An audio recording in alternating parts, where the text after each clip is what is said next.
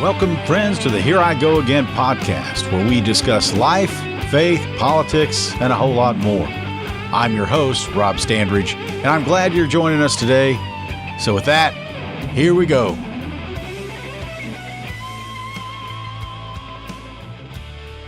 Welcome to the Here I Go Again podcast. This is our 10th episode, number 10. Number 10. Yeah, number 10. Welcoming Senator Shane Jett, Chairman Shane Jett of the Freedom Caucus. So welcome, right. Shane. How are things going with you these days? Well, fantastic. We just wrapped up my final session in my 12-year career, 6 in the House, 6 in the Senate.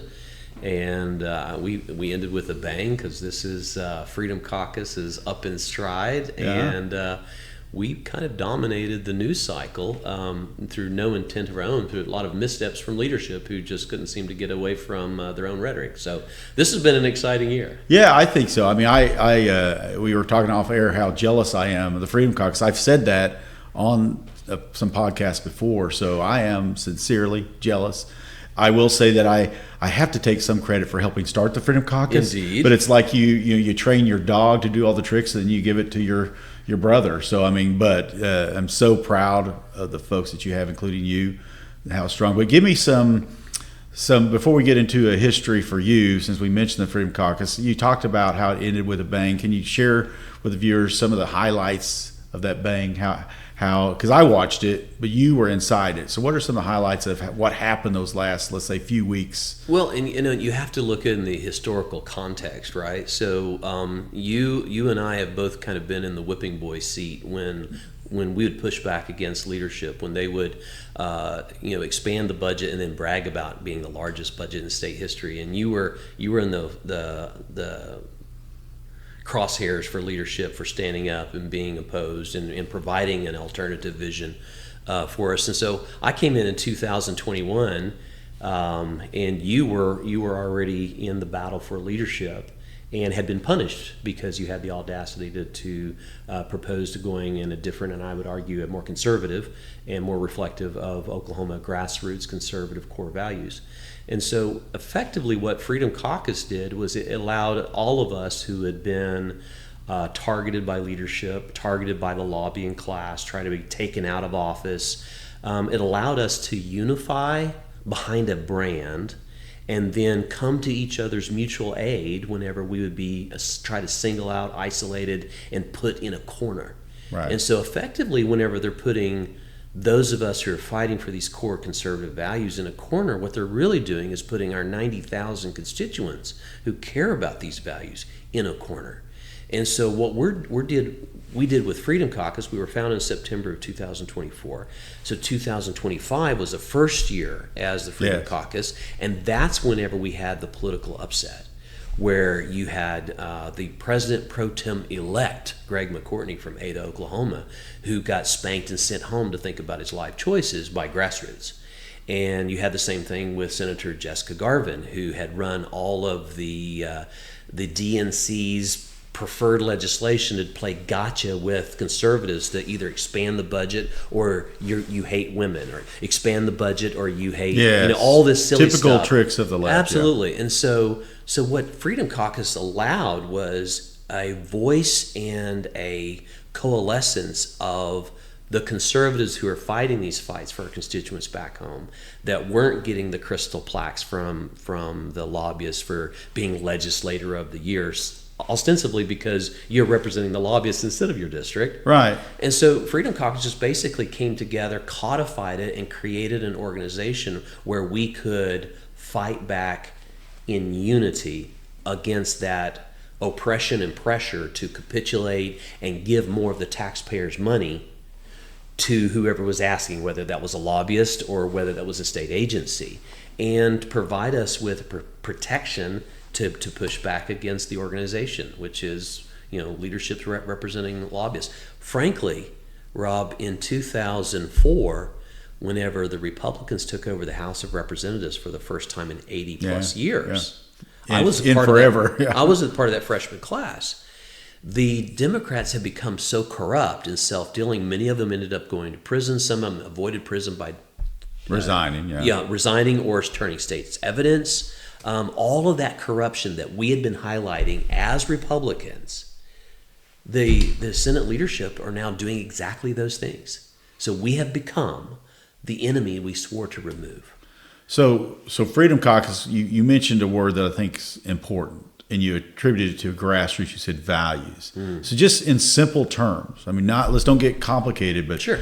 I think Freedom Caucus, I view it as actually very simple. So what this values that I attribute to all Oklahomans, by the way, even Democrats mostly. Sure. What are those values that Freedom Caucus stands for? The crazy thing, Rob, is all the things we put on our flyers. Even leadership? Yes. Really? Smaller government, conservative Really? values, pro-family. Okay. And then they come up to Oklahoma. What are conservative values, or what does that mean? So smaller government, okay. is principle, and that's really what differentiates the Freedom Caucus from a lot of the other social conservatives. Okay. Because we understand the abortion issue. Even when I was elected to the House of Representatives, a 20-something-year-old, Yeah. the Democratic caucus was pro-life. Correct. A lot of them right? were. So those Yeah. core Oklahoma values. Even right? in the Senate was the same. Yeah. That's right. That's right. And so those core issues where, pro-family, we don't want LGBTQ ideology being put before minors in our public schools and those types of things, everybody gets that. You don't want public schools. They're not celebrating Christian month, so they probably shouldn't be celebrating LGBT month, Pride Month, which they are this month. Well, they certainly, because and there's a reason it's called sodomy and sodomized, because of Sodom and Gomorrah. The Christian values that Western civilization was built on has already addressed the same issues that we're encountering today, and they want to dress it up, call it different names, put rainbows around it, and say evil is good and good is evil. But those core values most Oklahomans hold near and dear. What they lower taxes, smaller government, government that actually does its job instead of try to continue to grow and grow and grow until you stop it. And what people don't understand is that's the creeping socialism that stifles the economy and increases the tax burden on the everyday family, is because it is from each according to their ability, the taxpayers and their taxes, to each according to their need, state agencies or lobbyists and their clients who want more, not less, of your tax dollars. And so really what differentiates the fiscal conservative context of the Freedom Caucus from the rest of the social conservatives that most of us agree on is that we understand that if government continues to grow, it will continue to extract resources and cash from our constituents. And the more government grows, liberty contracts. You want more liberty? Government has to be smaller. Government was meant to serve us, and primarily its role is to preserve our freedom. It is supposed to be a servant of we the people, instead of doling out privileges and rights based on us coming to government and asking permission. Was never the intent. And to take, it's cradle to grave is what the left wants. And that's right. You mentioned Senator Garvin. That's what that kind of mindset is. What there's no victim group you can't help. There's no people that you can't spend money on. And frankly, they come. I mean, I've been guilt tripped so many times when I was in the Senate about you don't care about this or that. Oh yes, that's not what they put on their mailer pieces. I think we have a number of incumbents that are being challenged this time, and I guarantee you, they're putting on their mail pieces exactly what the opposite of what they're doing. Yes, so how can voters? How could the Freedom Caucus help voters understand the difference between these folks? So we're pivoting now to, we're looking at, if we really want the core conservative values that Freedom Caucus and our constituents want, is we're going to have to get engaged in the election cycle and help the public understand that they're being sold a bill of goods. Whenever I see conservative on somebody's yard sign, like up in Lincoln County, I assume they're not a conservative. Yeah, if you have to put it on there, that's maybe right. It's not true. And I think one of the differentiators you're going to see is people are going to start asking on the doorstep, are you a member of the Freedom Caucus? No, I think so. Are you going to be involved in the Freedom Caucus? Are you endorsed by the Freedom Caucus? Because the leadership in the Senate and to some extent some of the House members as well, they put Republican, because there's no vetting process. You just got to go fill out a piece of paper, and then if you don't mind lying, at least 6 months ahead. But that's right. You got to plan 6 months. And so you have to become a Republican 6 months ago. That's right. That's right. And so, you have people that are switching Republican. In fact, we know that a lot of the teacher unions were incentivizing and urging their members to re-register Republican to get rid of Janet Barisi and to bring in Joy Hoffmeister. That's kind of when this all started. That's right. And so when I see someone's Republican, I go and look up their voter registration and see, was it by the deadline for the 2014 Republican primary? Then you were probably a Republican in name only, in effectively being an educrat. You have no political ideology other than that. You're going to protect this turf. And we have those members in the wave of the teacher strike, which it was a strike, 2018, which is illegal. That's That's right. Let's point out that's a paid strike, by the way. That paid strike, they had already received the negotiated what they had asked for. They had already received it. Right. But that strike came from NEA down and was funded by George Soros and affiliates, and they were bringing in bust professional protesters from Dallas, Texas daily, dumping people off to make sure that there was plenty of people milling around with all the teachers. And so that was being played up by the media, the national media. Same thing was happening in other red states. This was an orchestrated attempt, and we began to see more of that. So you have the 2018 teacher walkout happen in multiple red states. Then following that, you have BLM and all those other. This is a psyop that is funded outside the United States, and Oklahoma was targeted and was a victim of that. And there's a lot of people that ended up running for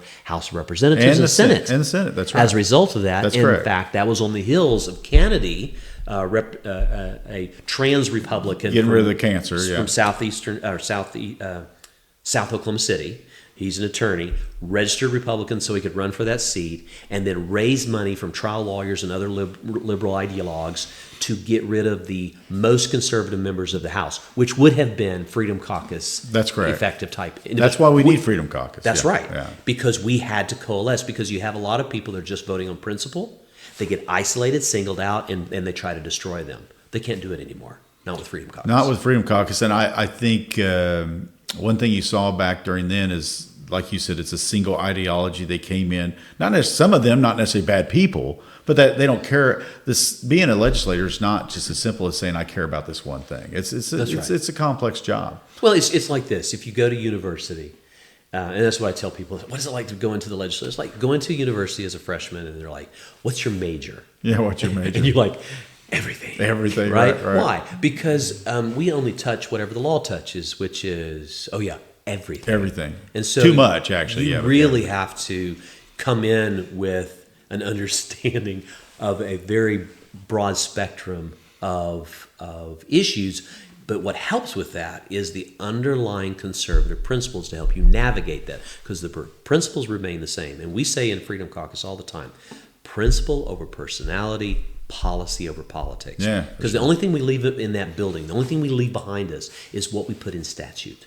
Yeah, what are the coins that they give out? What are those called? Challenge coins? Challenge coins. One of the first things I got when I went in the Senate was Senator John Ford, who I like. I respected John Ford. He was a little moderate, but he's a good guy, honest.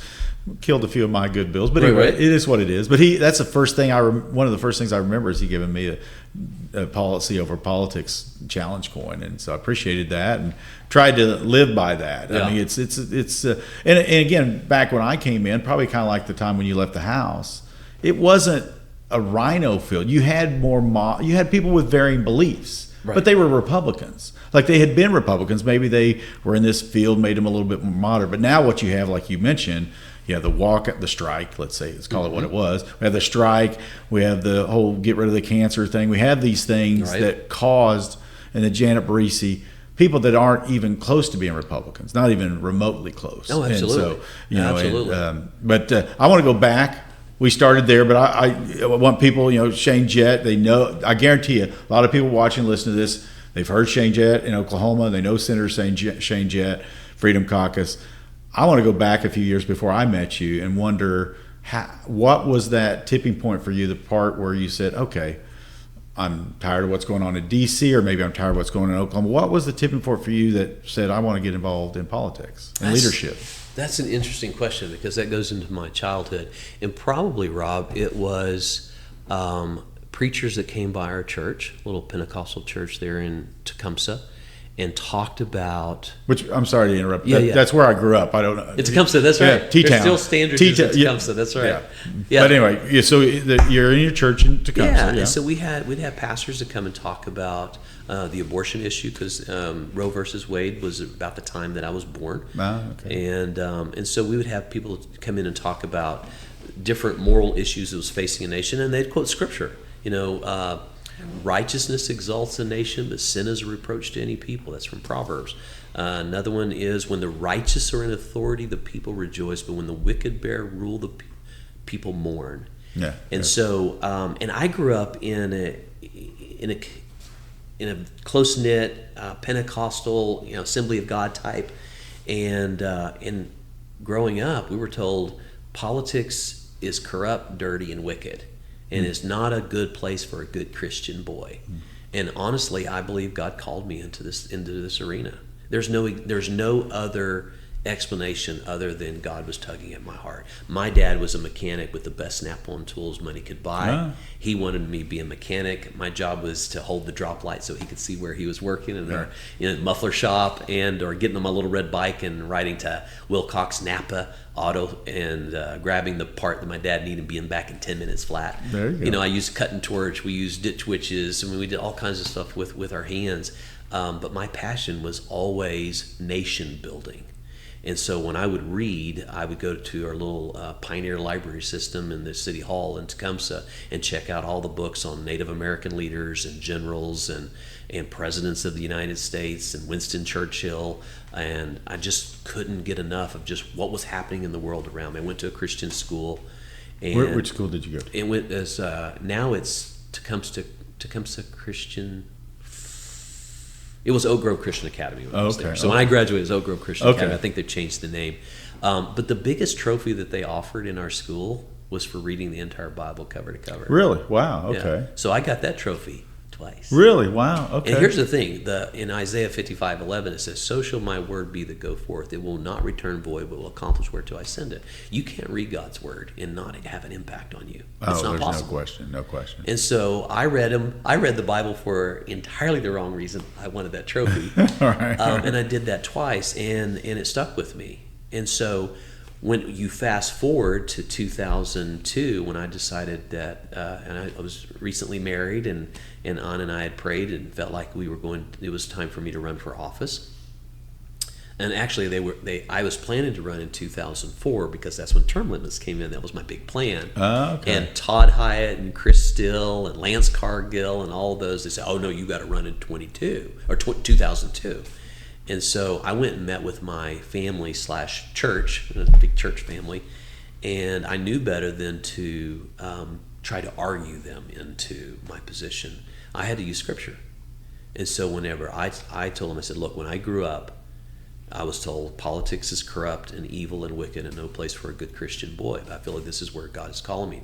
But I can't ask the community to vote for me if my own family will not and do not vote." And so my grandfather in his 70s registered to vote for the first time in his life, to vote for his grandson. Oh my gosh. My wow. Cherokee grandmother had pulled me aside a few years before and said, "Shaney," put E on it, "Shaney, if it's okay with you, next Sunday dinner, can we not have politics?" Okay. So you fast forward to she and my mother were out knocking doors in Seminole, Oklahoma in 2010 in her 80s. Oh my gosh. So completely changed my family. And now I have probably hundreds of Pentecostal ladies, Assembly of God ladies, that will reach out to my aunts, who then reach out to me, and I send them out voter recommendations because they have been, from that point till now, reaching out to all of my aunties and my mom and my grandmother asking, how should we vote?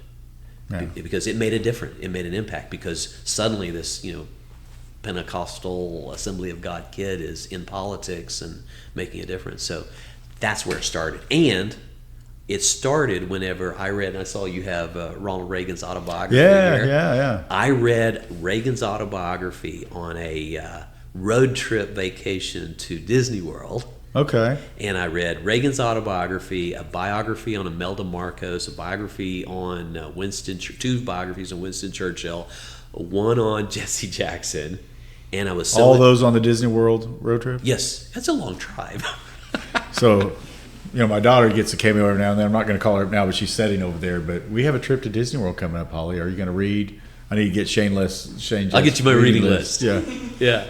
But no, so that's yeah. what I did. Yeah. When I came back, I volunteered for my very first Republican campaign. So what was that campaign? That was Lyle Rogo running for House of Representatives against Del Smith. Okay, in Shawnee, I assume. In South Pottawatomie County. Okay.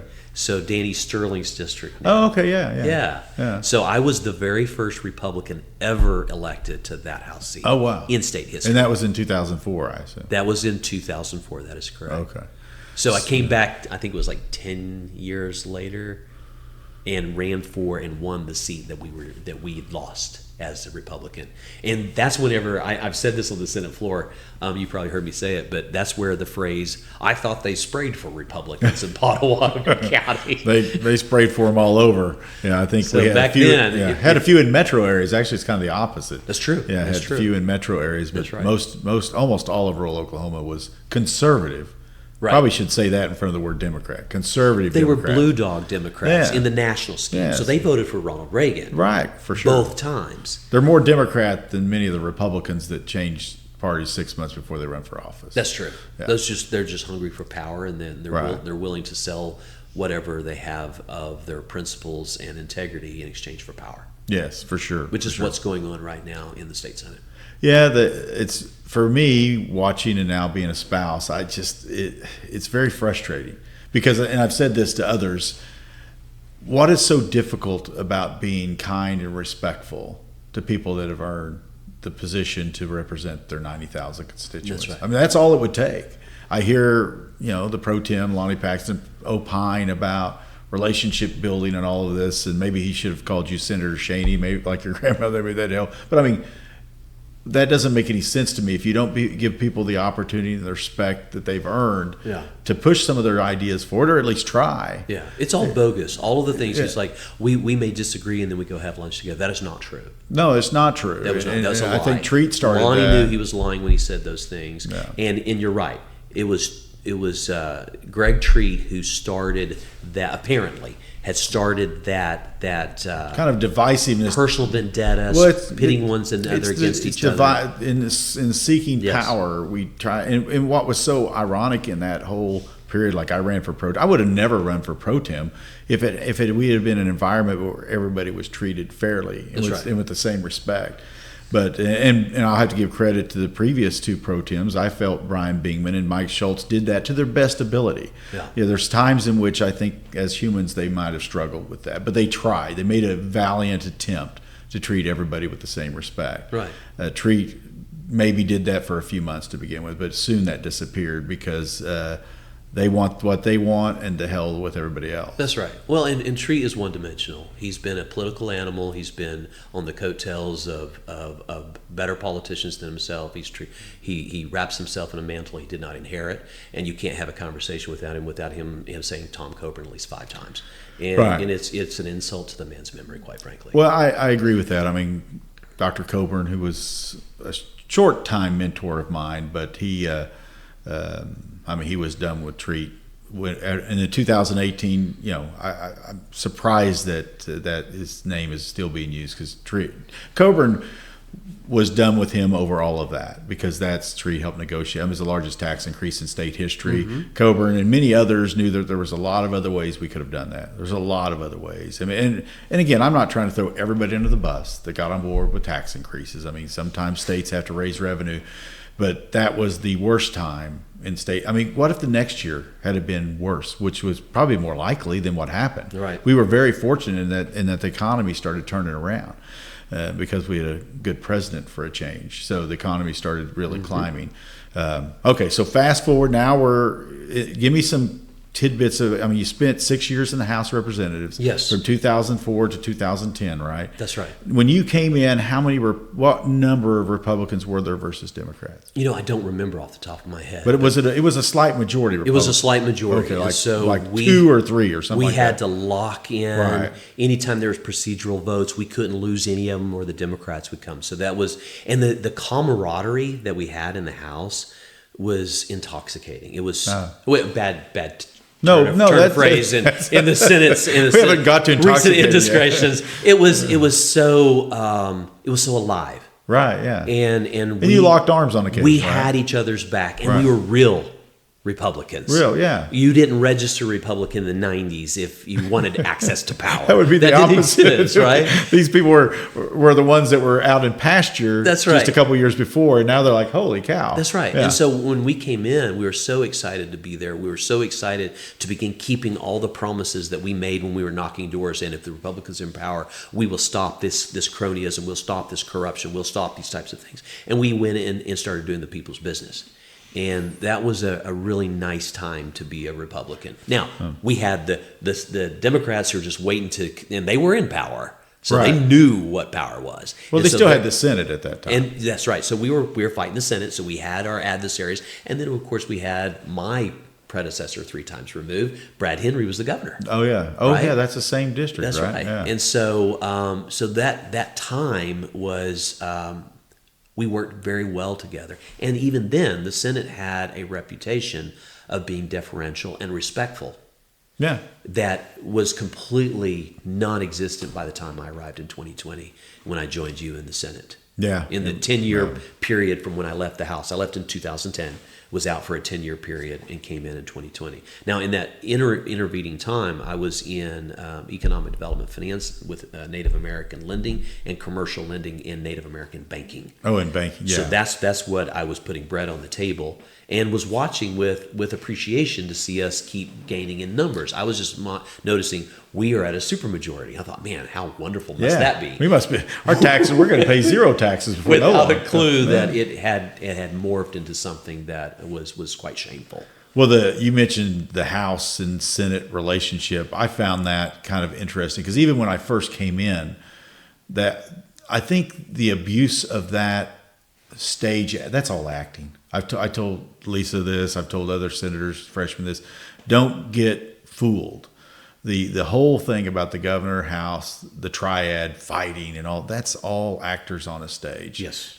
But they used it too much. So to the point, I think actually some of it's real now. Uh-huh. Like when I first came in, I could tell immediately, this is nothing but a show. You're trying to make us mad at them, so we'll vote on your crap. Yep. It's okay. Right. Just ask me to vote on your stuff. You don't have to make them the boogeyman. That's right. But they were the boogeyman. The Senate probably was the boogeyman of the House. The governor's the boogeyman to both.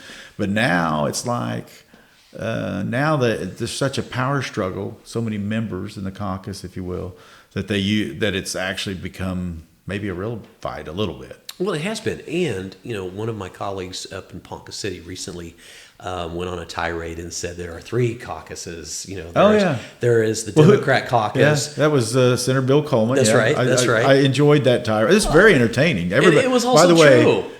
Way, everybody...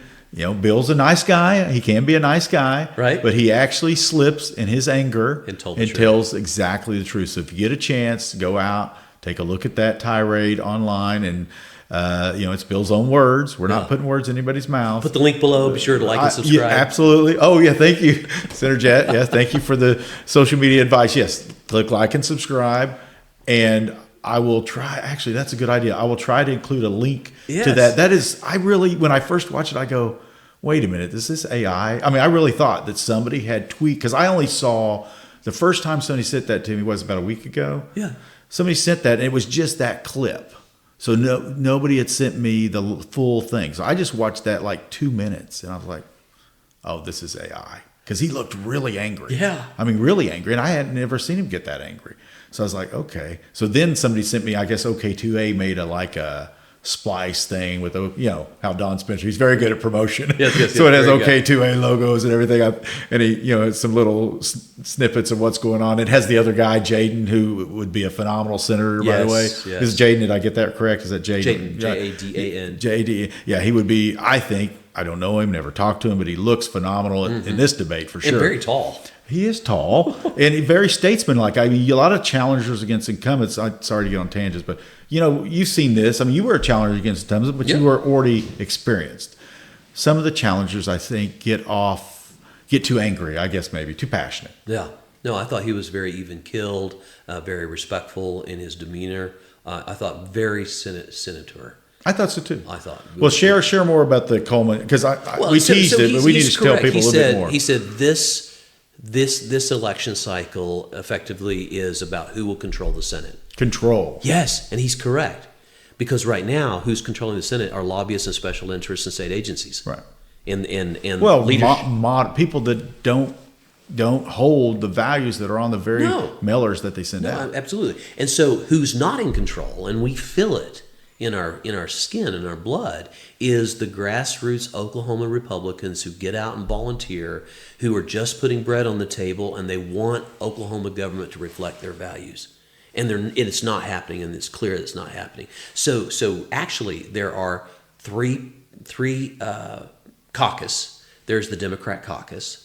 There's the Republican caucus, who actually represent Republican core values, the smaller government, the pro-family. That's the Freedom Caucus. No. That's Freedom Caucus. That's right. And this other caucus that calls themselves the Republican caucus is just a pay-to-play cabal that needs to be removed. But we have and replaced. lots of caucuses. We have aviation caucus. We have women's caucus. You have the agriculture caucus. You have the everything. Well, we have the rural caucus that actually has a seat in the leadership room.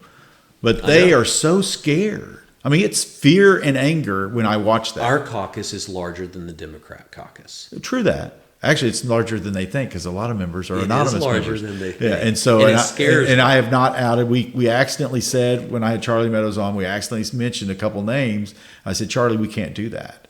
So we actually edited that clip out and deleted it just in case. Very good. But yeah, I actually have immense respect for anonymous members. People give me crap about that. I have immense respect for anybody that's willing to vote conservatively, like they put on their mail pieces. That's right. And it's so just being honest. They don't have to agree with the Freedom Caucus every time, even as members. Yeah. But yeah. Legislate like you campaign. Yeah. In other words, don't lie. Correct. It's real simple. Yeah. I mean, lower taxes, smaller government. Yeah. Family values. And you shouldn't be afraid of the government unless you are a bad person. And most of Freedom Caucus, I mean, on a national level, most of it's fiscal, right? Most of it's about money, right? That's what differentiates them. Okay. Yes. Okay. It's all those core conservative values that. But not the social stuff. Yes, the social stuff. Oh, as is it well. included Absolutely. in okay. But all of the Republicans, even my opponent, when I beat him, he would say he's pro-life, but he'd tell his neighbors, I don't think it's right for a man to tell a woman what to do with her body. Correct. He's pro-choice. Not He's sure a liar. if that's Jimmy Stewart or Ron Sharp. Which one? That was Ron Sharp. Okay. Yeah, I didn't really. You made him sound like Jimmy Stewart a little bit. Don't mix them up. Don't mix them up. Yeah. No, Jimmy Stewart, good. Ron Sharp, whatever. But he was a liar. Right. You know, and so. Yeah. It's that moderate Republican, formerly left Democrat mindset that says that it's healthcare, not killing death, a baby, not death. That's right. It's healthcare. It's like it's affirmation, not mutilating, sterilizing a child. Right. Yeah, we talked about a letter that my daughter got from OU, about abortion, given instructions to the entire email list, entire mail list, and one thing that stuck with me from what she just read it to you a little bit ago is for the safety and health of the I get they didn't use the word mother, but safe and effective, yes. Right, and like COVID vaccines, right? But safe and effective, but you're losing a life. That's right. So I mean, I don't. Why 100% of successful abortions end in the death of one of the participants. That's correct. And so it's very, if they said avoid crime, have an abortion, avoid crime, which is what they do too. Mm-hmm. But I just, as a health professional, I just think that's the wrong terminology to use completely. Even if I was pro-choice, which I'm not. I mean, why would you use safe and effective with the loss of a life? It's stupid. Well, it's because some people just are liars. And they're pushing, they're not just offering this as a service saying, well, you know what? If you're going to do it, here's a say. It's like, no, come so you can learn, so you can be whatever you want to be, and if you have to do this, you have to do it. Yeah. Right. Well, and even a few years ago, maybe in the late '90s, there was a push to have all of your OBGYN to do an abortion as a requirement before they could graduate Oh from my medical. gosh. Because we didn't have enough people doing those things. Oh my and so if you could force them to do it as a student, then you can guarantee they probably would do it for sure. And during that same period of time, they removed the Hippocratic Oath, first do no harm. Yeah. They had to do that, otherwise they'd be lying if Well, they that's did like that oath. that's like the whole transgender thing. That totally eviscerates the first do no harm. I think That's they just right. need to take that out. That's why they had to get rid of the Hippocratic Oath. They just need to get rid. So they did officially get rid of it. It's gone. It's not required in the state of Oklahoma. I ran a piece of legislation to incorporate that. Oh wow! Wow! To require it. If conservatives take back over, that should be required. Yeah, here's an interesting thing. That's like the history of medicine forever. Absolutely. I was talking to Bob Lynn of OPAC last night, and we were talking about what happened whenever the Republicans took over the House in 2004 and the Senate in 2008. What happened to all those powerful Democrats? Where did they go? And what we're noticing is they migrated to higher ed. So you have a lot of former Democrats who are presidents of universities.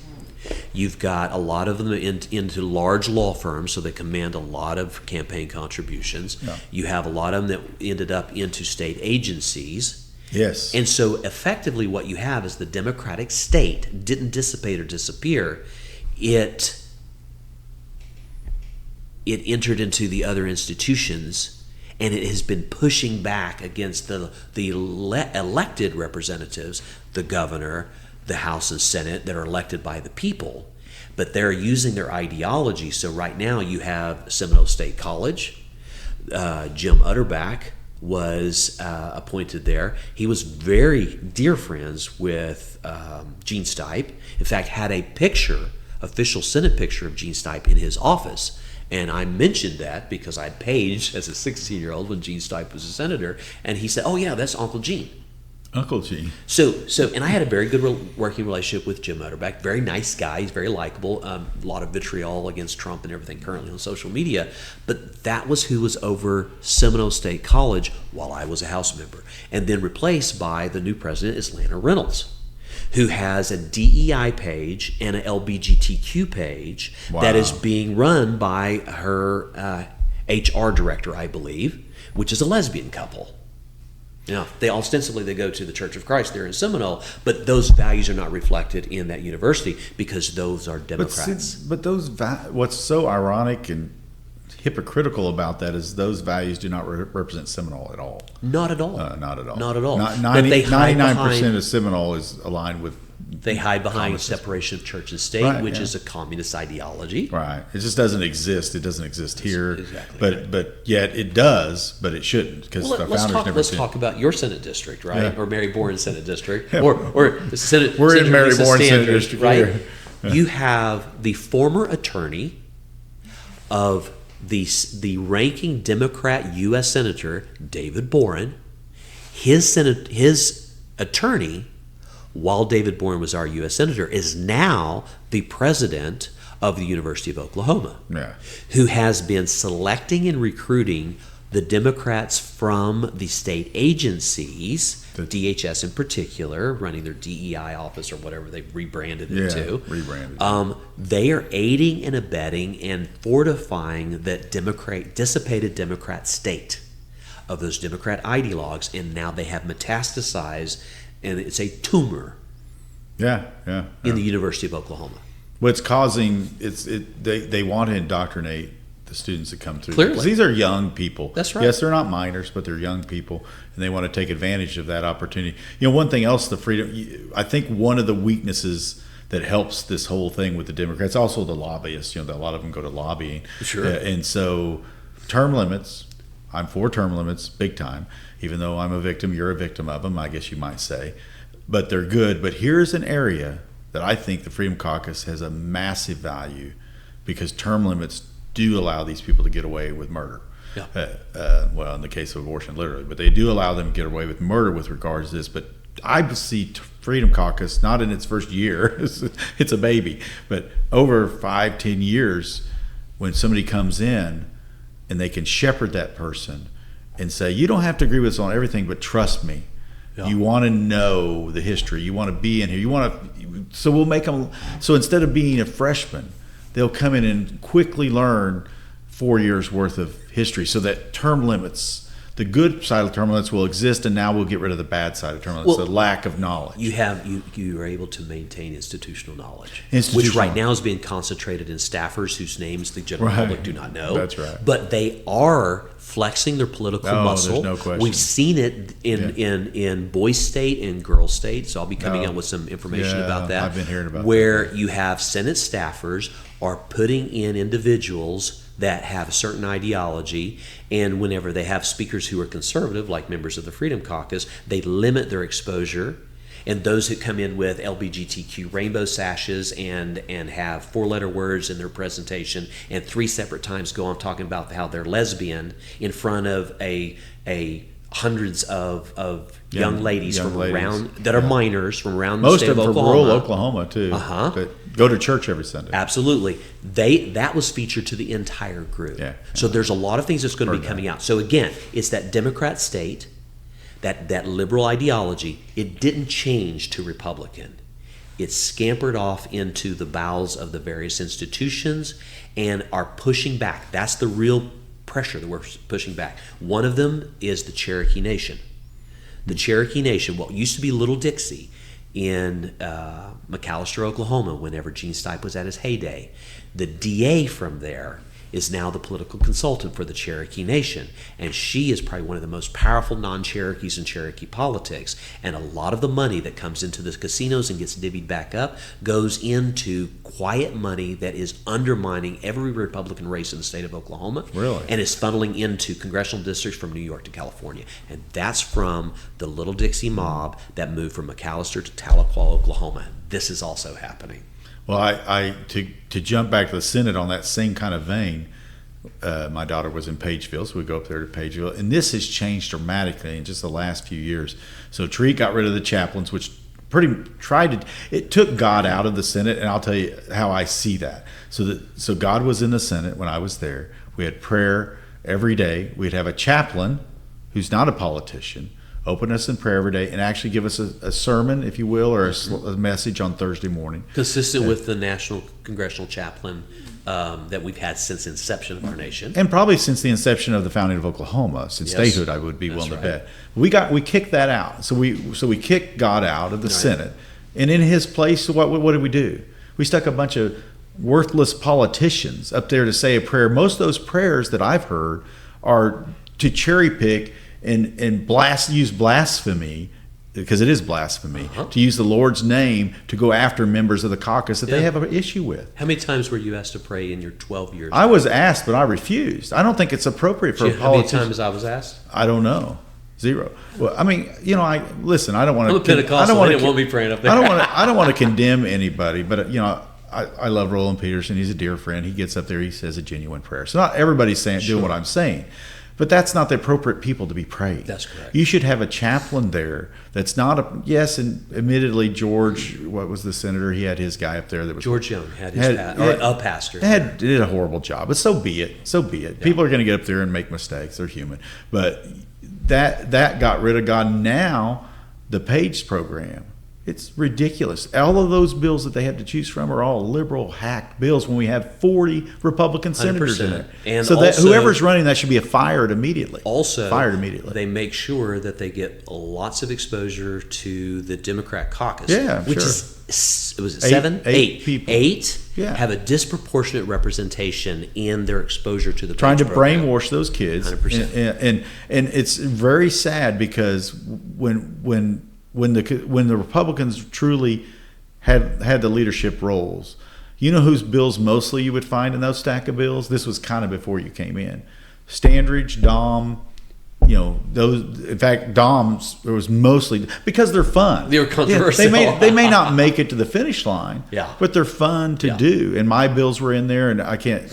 Other conservative members' bills, but of course there would be Stanislawski had good bills. I mean, there's a lot of good members that have bills in there. You have to have something that's interesting to the kids. To the students kids. that are there that's going to pique their interest. Yeah, taking pornographic books out of schools. That my bill for that would be in there, and they were like, "Oh, I don't see it in my school." well, this opens their eyes to think, well, maybe it exists somewhere. Yep. And so, yeah, but now it's a minimum wage. They do that every time now. Every time.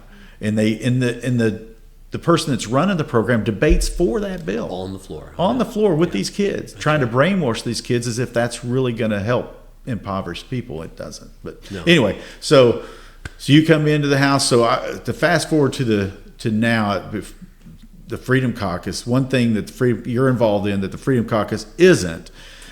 I don't know where the Freedom Caucus stance is. I know they want to lower property tax, but you, my friend, have been involved in either eliminating or greatly reducing property tax for people that own their own home.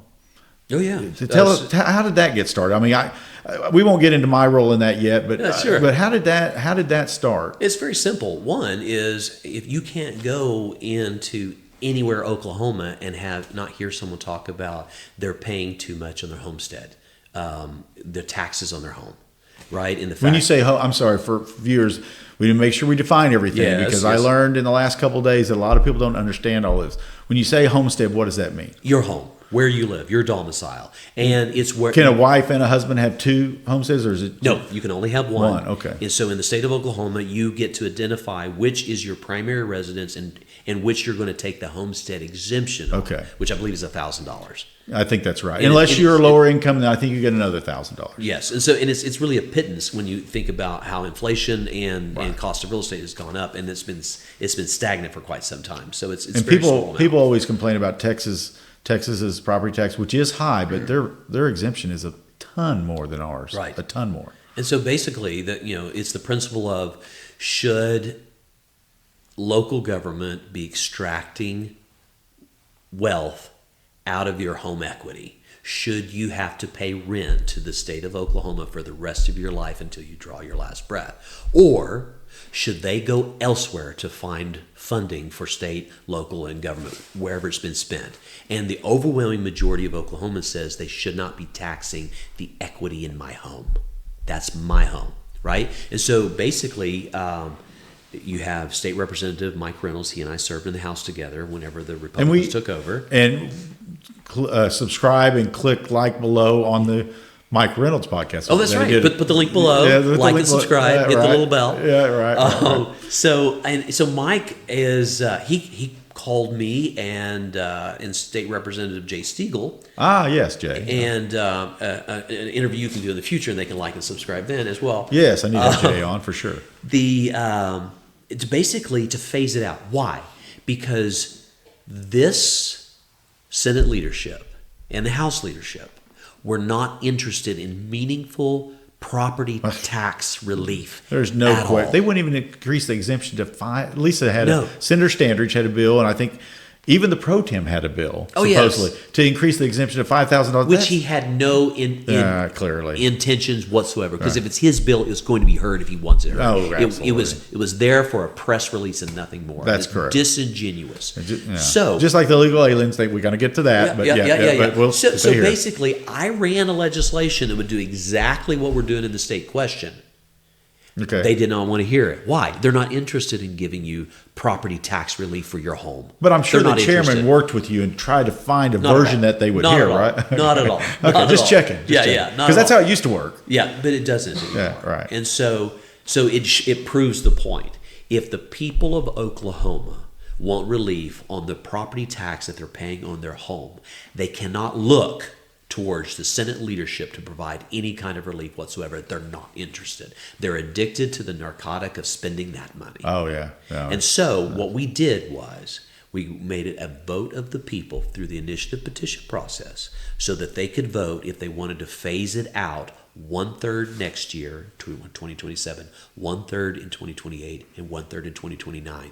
That gives a runway for the legislature to show up to work and do the hard work of figuring out what's the right way to fund government, because funding it on the backs of new families who are trying to buy their first home, or farmers who have retired and now suddenly they have to sell their farm to buy a rent house or the in bank town. takes it. Yeah. Absolutely, that is not Oklahoma. Not the values. Cherokee Bank, but yeah. Yeah. So that's what we did. So that's state question 843. 43, yeah. And it was Jay Stegall, State Representative Jay Stegall, myself, and Mike Reynolds. We are the I guess plaintiffs. Is that we're the defendants? You're the proponents. We're the proponents, right? In the legal case, I'll have to consult with my attorney, Rob. What are we? So like I'm sure you've been following Florida. So Ron DeSantis, governor of Florida, called a special session this Put week. Oklahoma to shame. By the way, Florida put Oklahoma to shame. So we called a special session in Oklahoma so we can spend more money. Yes, of course. So he called a special session to remove I believe pass a constitutional provision to remove the homestead tax on your homestead. That's correct. The legislature threw in some caveats, to be honest, but his proposal, Governor Ron DeSantis' proposal, where he has been quoted many times as saying you shouldn't have to pay rent to the government for the rest of your life to live in your own home. Exactly. Is to eliminate it completely. Now they did draw it back a little bit, but I think that Oklahoma. And like you said, this is statutory, so the legislature would have had 3 years to figure out if they wanted to tweak it. That's right. I would dare them to have the guts, but I mean, they could tweak it and say, okay, well, if you got a $3 million mansion, you don't get to take it all off or something like that. Take a look at the state budget that was passed this year by a supermajority Republican, largest state budget in state history. An absolute shame. Yeah, it is. It's an absolute shame. It's to the point. This is not a Republican leadership. So the last 5 years ending, I think, in 2024 or 2020, I think 2024 or 2025, guess whose 5-year budget increase was the greatest in the nation for those 5 years? Was it Oklahoma? Now, name me some other states that you might, if you were a layperson. I would think Minnesota or Hawaii, California, New York, the blue states. So New York was 33%. That's pretty high, right? Yeah, that's 33% over 5 years. Illinois, I think, was 27, 28%. California was only 13% those 5 years. So maybe California's not as bad, and no, it's worse. But anyway, guess how much Oklahoma was in that 5 years? Did we double? No, it was what 9 66%. 66%. Yes. 66%. That's right. And people will tell you, OCPA did an article on this, and I have trouble finding it today for some reason. But anyway, but I've read the article and I remember it. But anyway, but several people will make excuses that they moved some money around. They didn't move 66% around. No. So money moving around a lot. It was $8 billion 5-6 years ago. That's right. It's almost $13 billion now. That's correct. Do the math. It's easy to do the math. That's right. And that's kind of like the Medicaid thing, the managed care. Oh, well, no, it's saving money. No, do the math. Yeah. The math is easy. How That's many recipients do you have? How much did it cost you? Down. That's Divide the number. That's right. And it's easy to come. But don't let political doublespeak to try to confuse the public. Right. And it's blatant disrespect of the Oklahoma farmers and ranchers and those that go to Tinker Air Force Base and they earn a salary so they can afford to have cattle. All that stuff. Those people are what's writing the checks on April 15th or doing those ad valorem checks whenever the assessment comes due. And it is disrespectful. You do not have Republican leadership in the state of Oklahoma, in the state Senate or in the House of Representatives.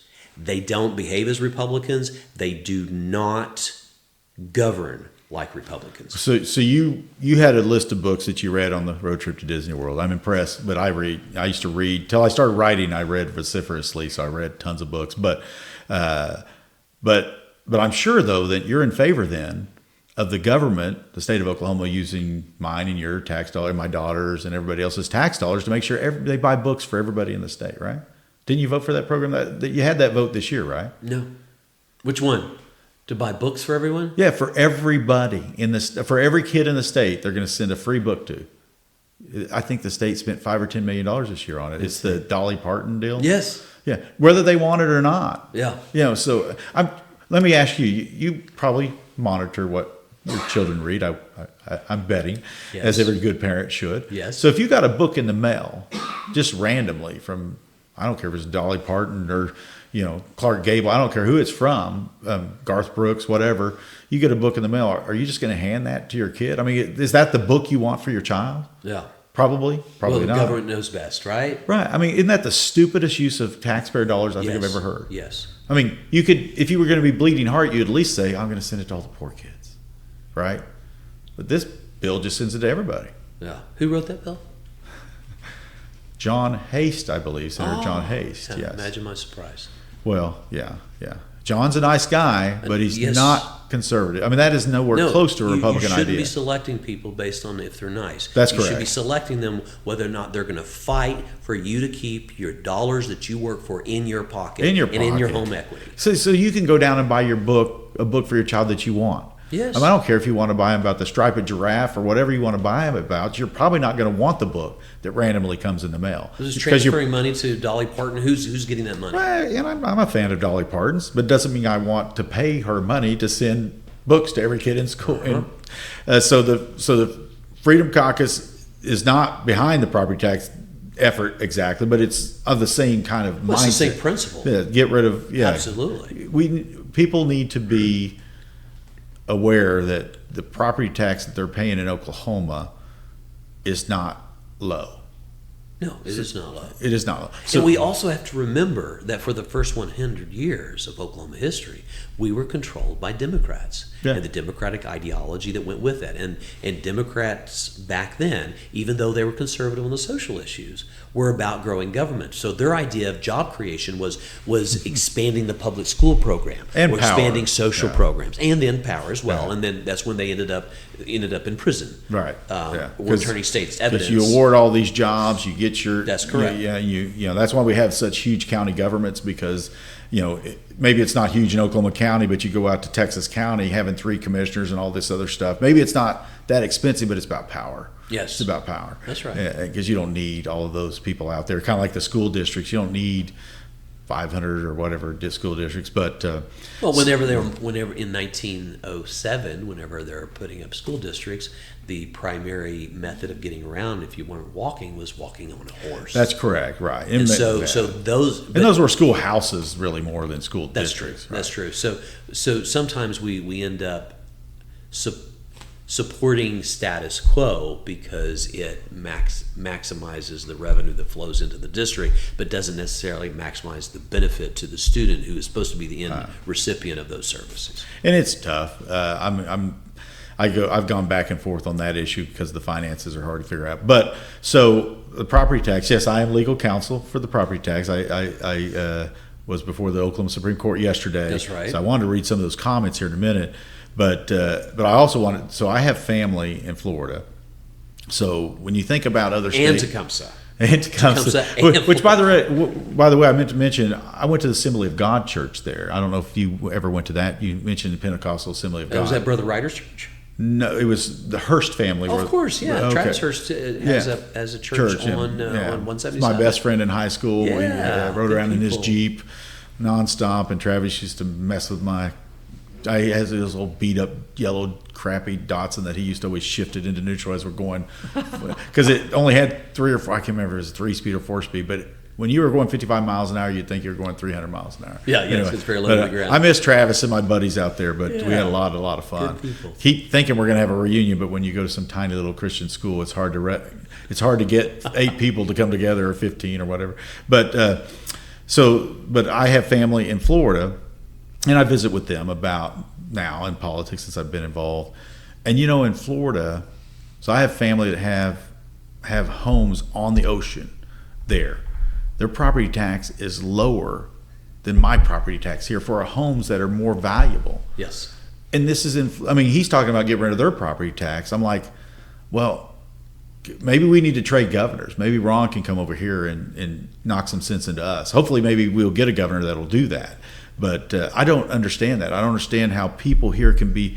I guess that's the blindness when you're in your own state. You don't look around, because that's how they trick us in this whole teachers are making more here. Right, they just pit us against each other. So here would be common sense to call a friend in Texas or Florida or California and say, hey, you got a $500,000 house. How much are you paying for property tax? And when you learn that Oklahoma is about as high as a state that has an ocean and mountains and ski resorts and all that, you might be thinking, maybe we're getting gouged. Yes. Well, and the other thing is you can't have a conservative governor unless you have a conservative legislature. Oh, that's true. Because Governor Stitt could only sign what we would put in front of him. That's correct. And you and I ran solid conservative policies. Yeah, for sure. And that never got to his desk. So he can't sign them into. That's correct. So that, Oklahomans elect conservatives. Yeah. Or they elect people who lie and tell them they're conservative, and then they're duped into electing people that do not represent their values. Bingo. That's why we're here. And I have a lot of sympathy for voters. I really, really do. That's why I think going forward, the Freedom Caucus could play such a valuable role into helping educate voters. But Bob Lynn was on recently on a podcast, and one thing we covered was the higher ed board of regents, and he was like, Rob, I'm looking at who's the chancellor of the Board of Regents, by the way. Well, What's I know his it name? was USS Johnson Glenn Johnson. Yeah. For a lot of years. I can't think of who it is now. It's the lady that was there is gone. So Garrett was her name, right, or something like that? Yes, I know who you're talking. Yeah, but who is there now instead of her? I forget. I'm sure it's a Democrat. Is what you're going to tell me? They're former Democrat legislators. Yeah, probably. How are we allowing this? I don't know. Well, it's because those who are in power are more interested in what lobbyists say about the good work they're doing than their own constituents. That's right. They're not trying to clean house to make sure that our agencies reflect core conservative values. Our universities are not as well. They don't even care about Pageville. I mean, if I were, I mean, I don't like to fire people, but I fired a lot of people in my life, as you might imagine. But if I had somebody in there taking over Pageville to try to indoctrinate these kids, they would be fired before they got back to their office. But the problem is what is the campaign coffers for President Pro Tem Lonnie Paxton and floor leader Julie Daniels? What was their campaign coffers? High water mark last election cycle. There's no telling. 300,000+. Yeah. They don't care. They only care about this. That I think that's correct. And when that's incoming sad, freshmen come in, they start doling that money out. So they pretend to be their friends until they compromise them enough and they become part of that cabal. That's exactly right. Shane, you're exactly. It's a sad testimony for me to agree with that, but you're exactly right. I saw it mainly the last 6 years I was there, but I saw it, and it's sad. It is. It is sad. And I've said this on podcast. It is sad that some of these people, though, even taking the money aside, all you got to do is take them to a few dinners, buy them a few glasses of Chivas Regal, and which maybe or Tito's. Maybe Bill should have had some more shots before his little tirade. But anyway, but yeah, so the property tax is an issue, and so I hear back from people. I've talked to a few candidates, and they'll, well, Rob, I don't know about this property tax. I don't want to be, I don't know where I'm at on that. And I'm like, I didn't ask you about property tax.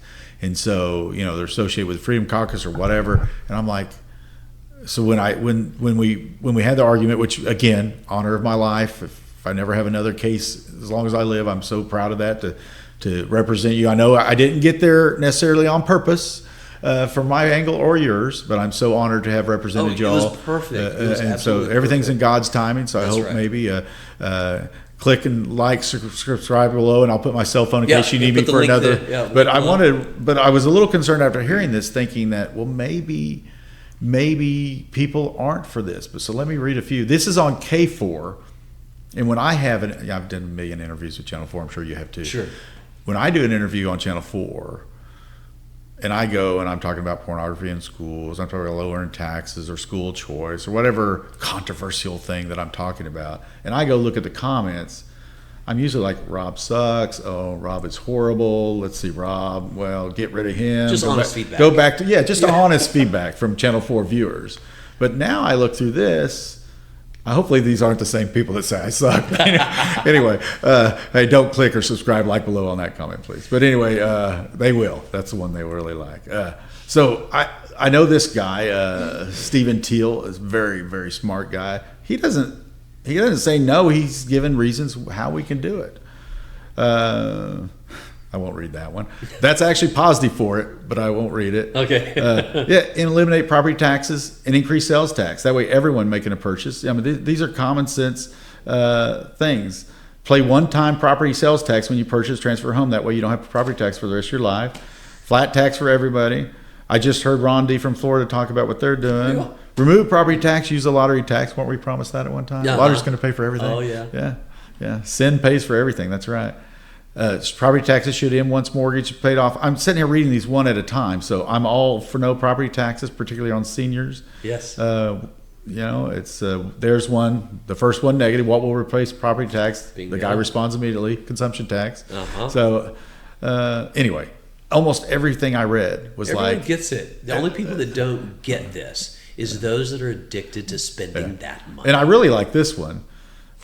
Get rid of the exemptions on commercial property taxes. When you look through the exempt, we exempt manufacturers. Uh-huh. So if I go out and open up we had a sub sandwich for lunch. So I've got this great opportunity, entrepreneurial idea. I'm going to open up a sub shop. I have to pay property tax. Yeah. But yet some big wig, high dollar, what's this plant that they're raising heck about now, the smelter thing. Smelter, yeah. So that guy comes in, or Panasonic comes in, let's forgive them all. No taxes, Thunder comes in, no taxes, get rid of their income tax.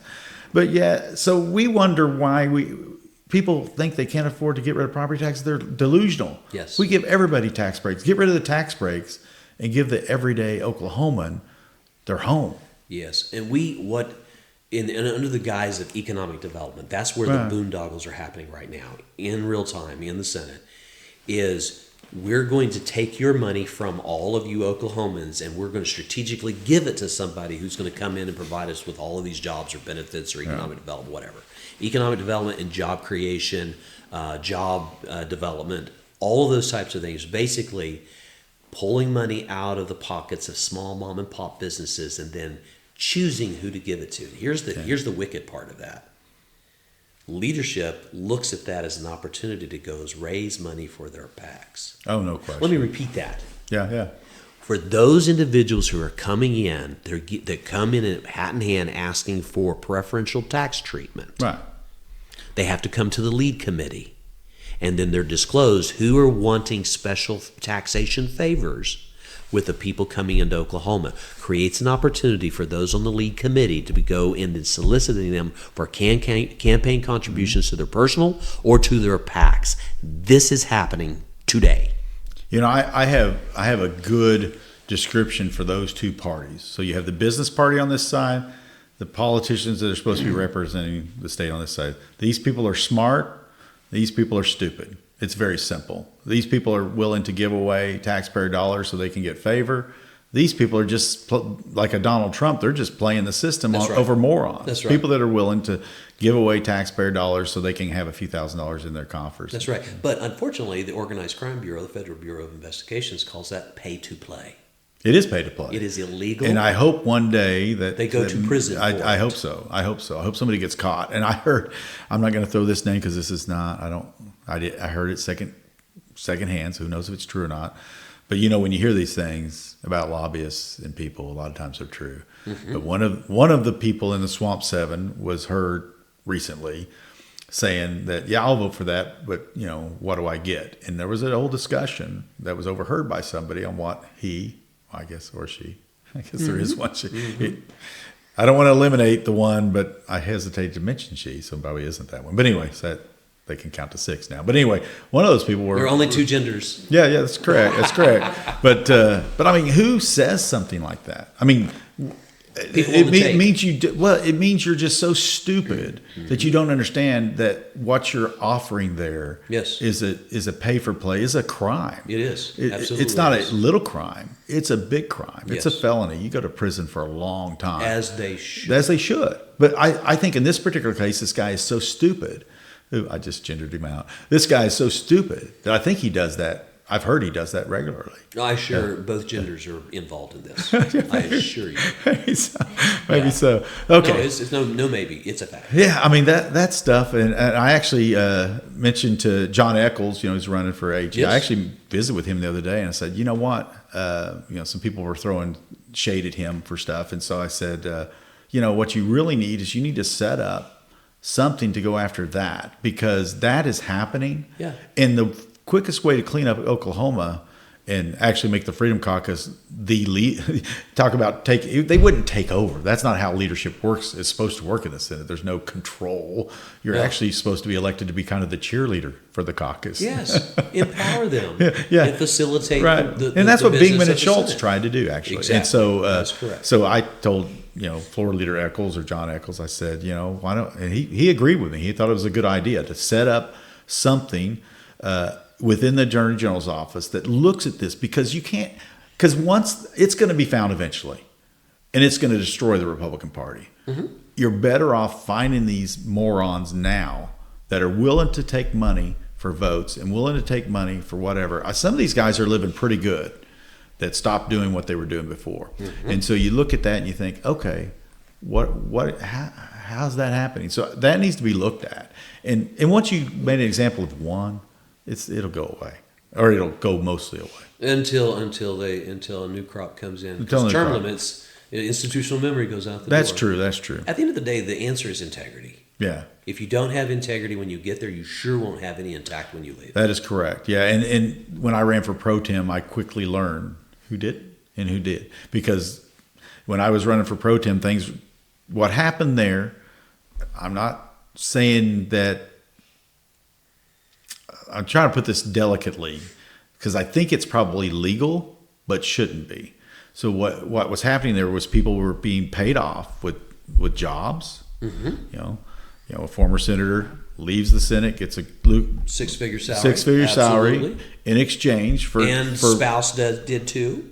I didn't know that part, but yes. Okay. So then we had somebody else down in Lawton that got a job he was never qualified for, and probably has lost by now. I think he lost his wife and stuff too in the process. But but that, you know, when you lose your integrity, you usually lose everything else. And so you do that. I mean, you know, and so you had, I don't know how the other guy got bribed, but then you had the whole freshman class got anywhere from $10,000 to $50,000 in their campaign accounts. That's right. And so, is that legal or illegal? I mean, that's probably moot because it's already, you know, water under the bridge.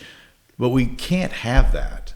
We can't have people being influenced by money and jobs. I mean, if it's not a crime already, it needs to be a crime, because the people don't elect somebody to say, oh, okay, well, I'm electing this guy, but if you'll give him $50,000, he'll just do whatever you want him to do. Yeah. Well, I mean, look at there's no cooling off period from being a state elected official and being a lobbyist the next day.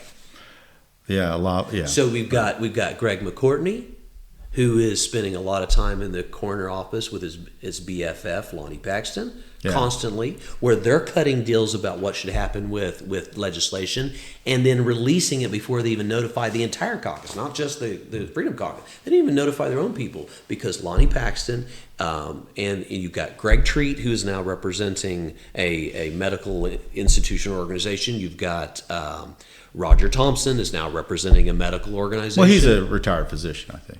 Roger Thompson? Oh, no? No, he's not a retired physician at all. Okay. He was a former preacher and ran a newspaper. Yeah. And now is representing. And so you have these former pro tems or appropriations chairs that suddenly up there lobbying. Yeah. And so the Roger Thompson, and I got along with Roger, okay, but have you ever looked at the date in which that happened? Mm-hmm. So you had a pro tem election coming up. You give your non-refundable resignation. Mm-hmm, what is it? Mm-hmm. Non-irredeemable, whatever it is. Non-retractable. I think it was June 5th. Pretty good with dates. I believe it was June 5th, June 6th. So that goes out. Within a week, he announces that he's got the job. Mm-hmm. June 12th, I think it was. June 14th, something like that. But the most interesting thing about that is that the date of the resignation, the date he actually will leave the Senate and no longer be a senator, is November, I believe, 5th. Like one day before Election Day or somewhere right there. So he can't attend the caucus retreat and vote for a pro tem because he will have conveniently resigned the day before. Yep. But yet it doesn't give time to elect a new representative in time to attend the caucus retreat and vote for a leader. That was entirely about machining that so that his vote for, what was the Greg McCourtney running at that time? Yes. So he could not cast a vote against Greg McCourtney. That's he right. was bought off. That's correct. In the date there. Allegedly. Allegedly, yeah, right. But the date. Be sure to like and subscribe. Yeah, on the allegedly, right? Yeah. So, but the dates tell the whole story. That's correct. I mean, why else? Who would ever give a resignation date on November 4th or 5th? You would say December 31st, January 1st, Or maybe the day you decided to resign. Yeah. Because you're taking a $300,000 job. Maybe that's the date you should probably resign. The date you announce I have a job. Yeah. Instead of double dipping. And I would argue. Well, I don't know if he double dipped. I don't accuse that because I don't know that. But he had the job already. If he had the job and he's paid job. for it, and he's also being paid to be a state senator. I don't know that. I don't know that either. Yeah, so okay. But I do know that the there. dates don't make any sense. No, they don't. I mean, until they do. Until they do. That's correct. And only insiders would know that. So, again, you're the guest. I feel like I'm talking too much, but I do want this Greg McCourtney thing. Somebody did send me, I think it was a Facebook post or something. I don't know why people text me these different things. I thought, I really don't want to read what Greg McCourtney has to say, but I did. He was slamming Chip Keating. Okay, Keating's a friend of mine, so I don't want to slam Chip Keating. So I don't want to go into that. Yeah. But what he said in there was how good he is. Essentially, the underlying message about Greg McCourtney. Well, was it Greg McCourtney was good? Yes. According to Greg McCourtney? Right, and I don't want to get into... he's nothing if not consistent. Correct. So I don't want to get into ideology where he stormed off of the Senate floor with trying to get Democrats to go with him because I had a bill to not require masks for everybody in a town. Yep. But once he got power, he was one of the, and I don't mean this physically, but he was one of the biggest jerks I've ever met in my life. And I've met a lot of big jerks. I've been sued by Germans and Austrians and Swiss people. I've been, I have had more knives stuck in my back than I can count. I've been in the business world a long time, but he is one of the biggest, again, not physically, not talking about his build.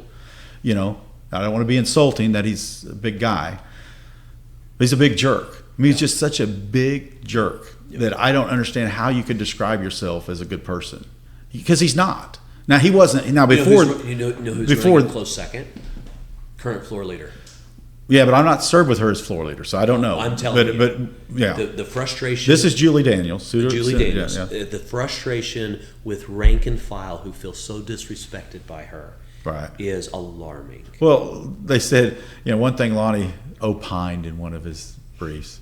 He says, well, they're not building relationships. Well, Lisa got 7 bills, I think this session, 7 or 8. Senator Standridge got 7 or 8 bills out of committee because she's a great person, has amazing at relationship building, in my opinion. She's one of the best team builders in business that I've come across. She's helped me build teams in all my various companies, our companies over the years. I'm not that good at that. Well, she's fantastic. I'm good at shutting my door saying you're not allowed in here. That's what I'm good at, and thinking about the next big thing. But anyway, she's amazing at that. And to say she's not a good relationship builder is just stupid. But she gets 7 to the floor. How many of those were heard? 0. Yeah. Or I think 1 because they wanted it done. Yeah. But but Julie Daniels, interesting you say that. Julie Daniels, so she ran for vice chair of the caucus. I'm dating myself. When would that have been? I'd say around 16, 18, somewhere in that time. She lost. I can't remember who beat her, but she lost. And then she came to me and said, because they tried to, back then they weren't trying to beat me. So they did try to beat me because they turned it into a single whip position instead of 4, which was better when it was 4 individually elected, because I didn't relish the idea. Point back, I knew they put up Greg McCourtney actually against me, now that I remember, and 4 others. So they stacked the deck, and I still won. But anyway, so Julie Daniels comes to me and says, "Well, would you point me one of your assistant whips?" And I thought, well, she's nice, and at that time she was okay. And I thought, okay, well, she asked me. Okay, let me think about it. So I ended up doing that, and I don't regret that. But when I was up the next 2 years and won again, Paul Rosino and several of the others in that group called me and texted me saying before the election, demanding that I fire her specifically, get rid of Julie Daniels, and I'll vote for you for whip. That was the message, and I told her about it, and said, well, I'm a loyal person. I'm very loyal. So one of my biggest regrets in all of Senate, and I don't really have, this is not a big regret in the big scheme of things. I mean, I've been very blessed, but I reappointed her. I shouldn't have done that. She was already becoming a little bit of a jerk. She stabbed me in the back. In fact, when I was going to run for pro tem, she put her name out to run for whip before she even talked to me. And so I called her and I said, you don't even know, well, I've heard you're not, you heard. And she goes, well, I want to try some new things. You've been assistant whip for 4 years. Why didn't you try them before now? You could have tried. It's like, I want to try some things. She's so dishonest. She's become so dishonest and so disloyal. She switched her loyalty from the person that actually had her back for several years to, I guess, people giving her money. I don't know what her enticement to treat and those people were, but I regret that. I regret reappointing her. Sincerely, she's welcome to watch this and learn of my regret, because she turned into somebody she wasn't before. Yeah. And that's a sad testimony for. So she's going to leave the Senate, whether she leaves as a leadership. My hope is she leaves as nobody. But if she leaves the Senate as in leadership, she will leave knowing that that's the kind of individual she became, and that's not a good thing. I left the same person, just like you are, the same person as I came in. I think that's the best testimony a legislator can have, is I didn't leave as pro tem, unless I got there honestly. I didn't leave as this, I didn't leave as that. I left as the same person, the same beliefs, same convictions. No, she was very, very petty this year. And last year, she was also petty. When I became presiding officer, they wanted to give me something apparently they could take away later. Well, you were. Did they take that away later? Because this year they took it away this year. But last year, when I watched you preside some. Yeah. Okay. My first day as presiding officer, she made sure that my daughter had to be up in the gallery, could not be sitting on the floor. What difference does that make? That's a good question. Why would she do that? She went out of her way to do that. Huh. And went out of her way several times to make sure I couldn't bring fit people on the floor. I couldn't bring a pastor's son on the floor with me, Oliver, who's just an amazing, sharp kid from Harrow, Oklahoma. Oh, no, you can't do that. Meanwhile, she lets Julie Kurt bring the children of a lobbyist that were up at the Capitol that day. Several of my colleagues had, he's the son of one of my men from my unit, Adam Pugh, has a gentleman there. Up in the front, and so I asked the question. Don't get me started on Adam Pugh. Don't do it. No. He needs to go back to Philadelphia or Pennsylvania. So at the end of the day, people come here, wrap themselves in the flag, go to tinker, and then pretend to be core Oklahoma values, and then get elected to the Senate. It's an embarrassment. But anyway, you started that, not me. Wouldn't allow my shadows to come in, and I said, okay, is this a change of policy? I said, email her and ask her. So she changed the whole policy to make sure I couldn't have any shadows this year on the floor. People from my district that deserve to be on the floor to have that experience. Yeah. Meanwhile, allowing other people to do it in violation of her policy. Just a petty, mean individual. She's turned that way. Like I said, she is a different person than when the person that I first appointed as vice chair, and that's a sad testimony. I mean, life is not a Senate gig for 12 years, or if it's. And that was before I asked. I stood up in caucus and asked her to resign as the floor leader. That was before that. I didn't know about that. Yeah, no, I did. Okay, I did. That was fun. That allegedly, because what's in the Senate caucus stays there. But allegedly, I've heard that. I said that. But the reason why is because she wrote a check to Dusty Deaver's opponent, the Mask Up, Vax Up, gave money to Joey Hoffmeister as part of the Oklahoma State Medical Association, ultra-liberal organization that pushes Obamacare. Jean Hosher, or whatever her name is, gave money from her campaign account against Dusty Deavers. So let's explore that for a minute, because I heard about caucus and asked her to resign. She declined. But I assume that the Senate Leadership PAC is spending lots of money to help Dusty. Not at all. And Dana Pareto and Jack Stewart. Not at all. Meanwhile, recruiting your opponents and sending their money. And we go to those fundraisers to try to help them raise money. Yeah. They don't give us anything. They give it roundabout to go against us. It's insane. So if the Oklahoma Freedom Caucus, maybe the Oklahoma Freedom Caucus should spend money against them. I think we should. Okay. I think one of these days, maybe we'll have some money. We'll like and subscribe. If you want to send a contribution to Oklahoma Freedom Caucus, we'll put the link below. Yes, we will do that. But this whole thing with Julie and this money. So I don't remember the caucus rules verbatim. I studied them when I was running for pro tem, because there's all this discussion about voting Treat out early. Treat may be surprised by this, but I always thought that was bad strategy. But anyway, that was bantered around. But every strategy is a good strategy if it's going for the right reason, the right result. But I don't remember. I thought that was actually a caucus rule that you couldn't actively campaign against a sitting senator. Well, we asked that, and we know that that is the case in The House, in right? the House. Yeah, okay. But Kennedy doesn't feel like that applies to him. Because he puts it through some shadow LLCs or Absolutely. something. So why didn't he just Absolutely. put his name on there and be upfront about it? Well, I recommend that you go and pull his Guardian reports and see all the money transferred from his House account, which I think is about $500,000, into his fake run for AG, so he can continue controlling that money for the next 4 years, so he can continue to dole it out. See who Chris Kennedy is contributing money to, and take a serious look at that candidate, whether or not you want to vote for them. that's Ask yourself. Now, he may give to good people.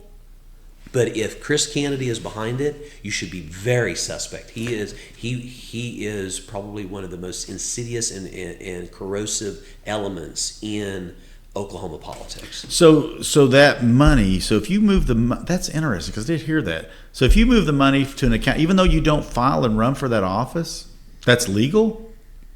That's what I would think if you don't file for the office, you have to give the money back or something. he has a period of time that he still has control of that money. But he didn't ever file for the office, That's right? correct. But I believe the rules are that you can file for that following. Oh, seriously? Oh, so you could say, I'm planning to run for that Yeah. in 4 years. That's right. Take a look at the rules. Wow. Yeah. Well, there should be a time limit shorter on that. There Like I should could be. see you planning like a year or two, Yeah. but not 4 years. Well, he probably plans on dispersing whatever. Well, of by that course, timeline. I understand what his true rationale is, but I mean, from an ethics point of view, that doesn't make much common sense. You should have to have decided that like within a couple of years. I mean, I could see where I'm going to run for governor. Well, that's I'm why getting- he transferred to a 4-year office, I believe.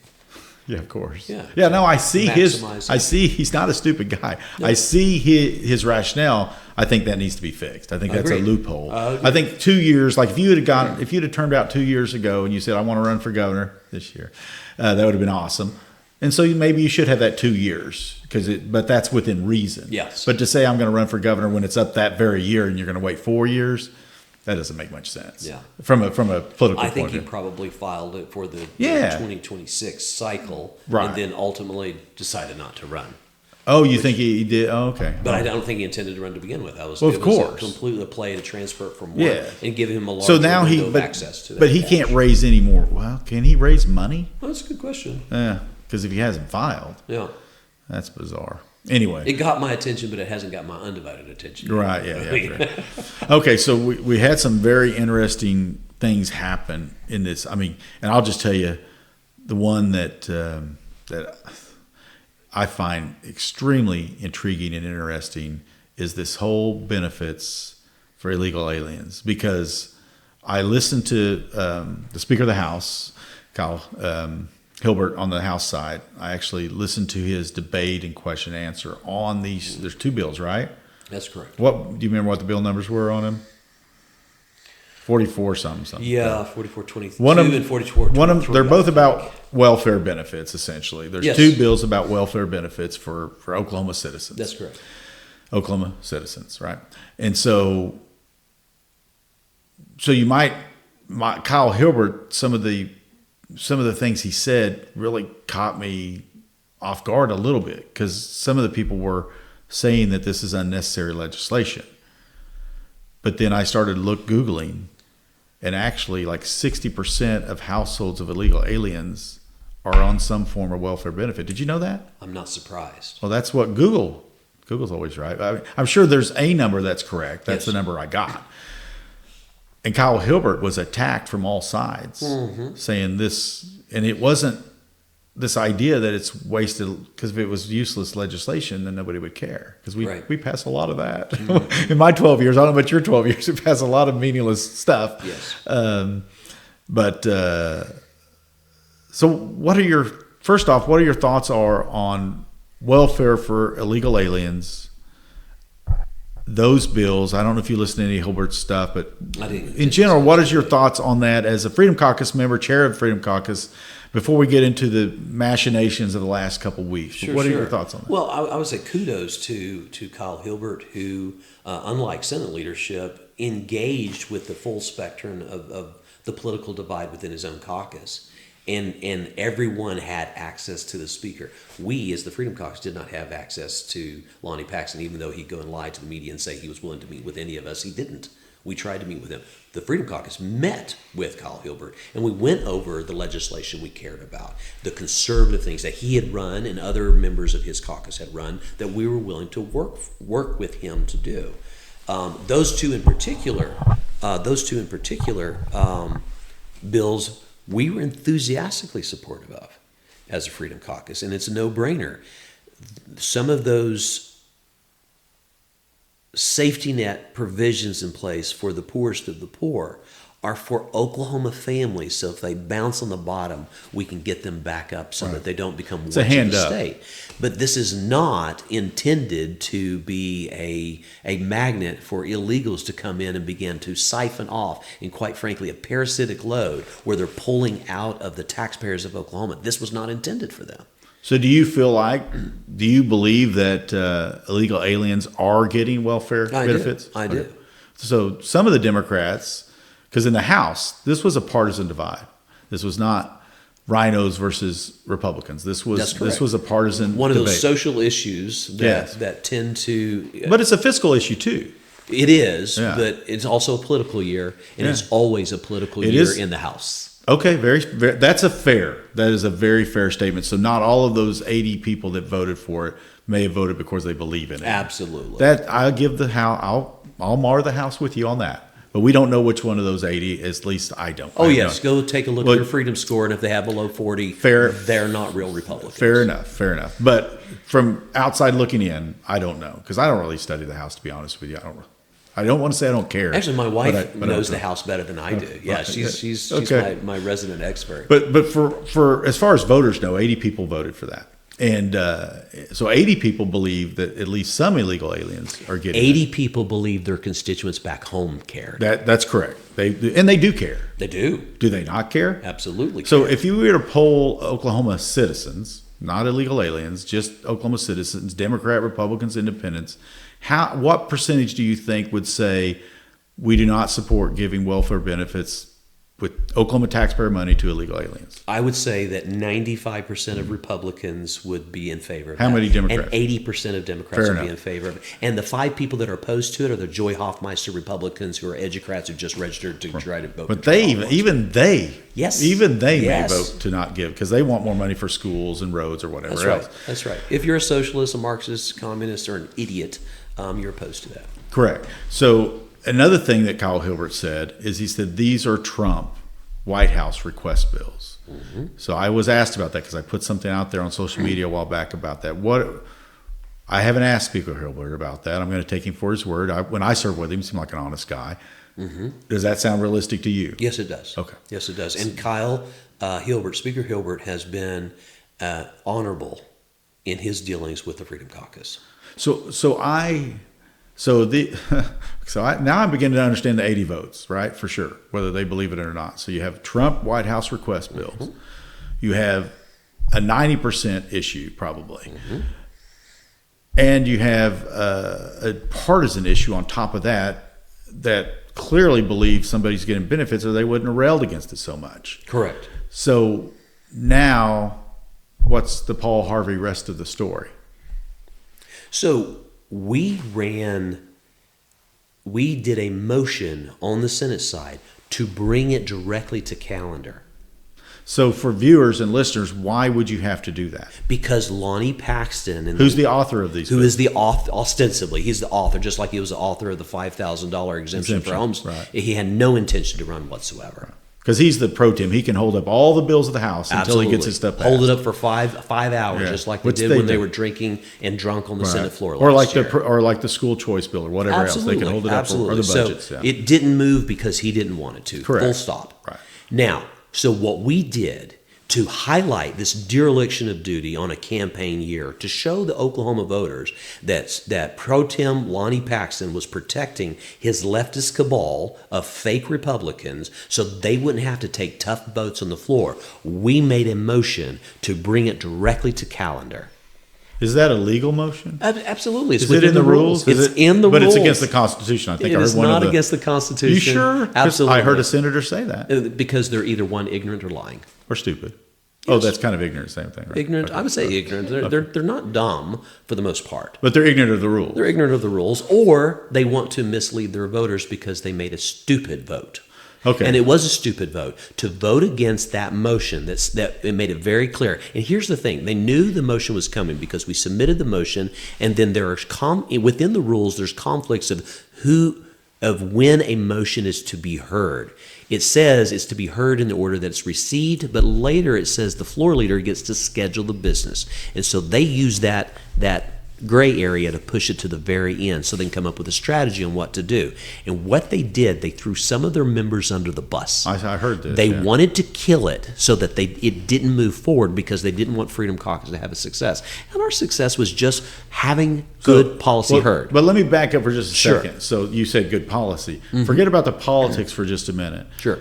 If the Freedom Caucus members took a vote and said, which policies do we want to move forward? Pretend that Pro Tem is actually receptive of this. Would this be a high priority thing that you would want to do, or would this be a low priority? High thing? priority. Okay, thank you. It'd be high priority for the voters of Oklahoma. I agree. Well, 90% 100%. issue. Absolutely. I think Pat McFerrin or anybody else would agree with us. This is a 90% issue. Well, Pat McFerrin, if he did a poll, would demonstrate that the people of you know what I'm Oklahoma saying. does. He's a good pollster. I think if he, he's a good pollster. So I don't know if he- he'd agree. I'm concerned. No, I'm not talking about him conservative personally. I'm talking Democrats. about you're right. If he polled, I think what he would find, or any of our other great pollsters in Oklahoma, we have good pollsters, any of those guys, they did an honest poll.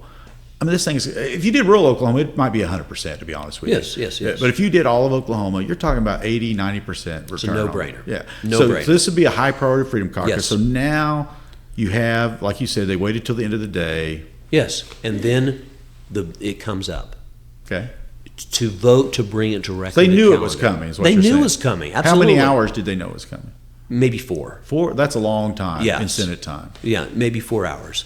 And so what they did was those that were going to be on the ballot this year, 2026, they were told vote yes. And we say that because we see they voted yes for it, Okay. knowing that they don't support those policies. Some of the same ones who got up and walked the vote whenever we were putting Trump's name on an exercise vote. I thought they voted no the first time. They voted yes.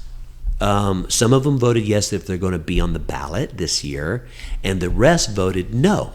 Okay. And then get lit up by, guess who? Their own constituents. Right, yeah. And so they either had to, one, blame Create the a Freedom video. Caucus. Oh, this was the Gillespie or it was video. unconstitutional, yes. So the Gillespie video, the Reinhardt video, Yes. defending why they voted for illegal aliens. to Broken have Arrow has Medicaid. tremendous heartburn and buyer's remorse. They thought they were electing a conservative. I would who say simply wanted this, to be in that, power. and this would be my message to those that had to make videos, that have to make more videos. That one issue, kind of like the illegal alien driver's license issue, Yeah. will never go away. No, it will And here's not. what I would say: if you do not get new leadership this year, Senator Gillespie, Senator Reinhardt, if you do not get new leadership this year that are conservative, you're gone in 2 years. You're gone. Yeah. But now, You may be gone anyway. You may be gone anyway, but conservative leadership would be your only safety net. That's right. So I would encourage them, fire your rhino leaders and get conservative leaders so that maybe they can protect you next time. That's right. And reach out to the Freedom Caucus. Because you've already seen how they'll throw you under the bus. Because they threw them Absolutely. under the bus 2 other They times. did that. That was a complete loss of leadership Yeah.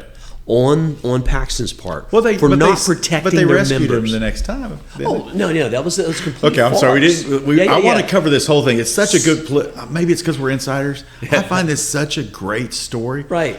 So think about that. We have two Trump request bills. We don't have to call them two. We have Trump request effort. Yes. If anybody don't know, that's President Donald Trump. Yeah, Donald J. It's Trump not his son. from the White House. It's not his crazy aunt. This Yeah. is Donald Trump. The White House requested this from every state, not just Oklahoma. That's correct. And so, very common sense measure, just no welfare benefits that have federal money in them Uh-huh.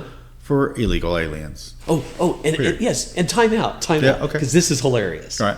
So whenever Donald J. Trump, president of Right. the United States, before he was president, he flies into Tulsa, right, and they have those meetings, and they were not sure if he was going to be the heir apparent, and Ron DeSantis starts getting some support.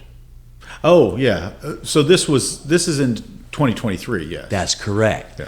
who were the people that lined up to go meet with Ron DeSantis, who I love. Ron DeSantis is a fellow Navy shipmate. But I don't like backstabbers. No. I agree with that. Yeah. And I So wish, I still call him DeSanctimonious, even though he's an amazing governor. fair enough. I wish he had made a push to be the VP instead of State, yes. VP. But this is what happened here in Oklahoma.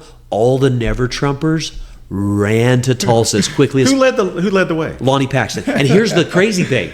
This is They what's elected hilarious. Pro Tem. This is what's hilarious. You might need to sit down for this, President Pro Tem Paxton. But Ron DeSantis was one of the original members of the House Freedom Caucus. That is correct. Your virtue signal against Trump was to go support another Freedom Caucus member. So take that and smoke it.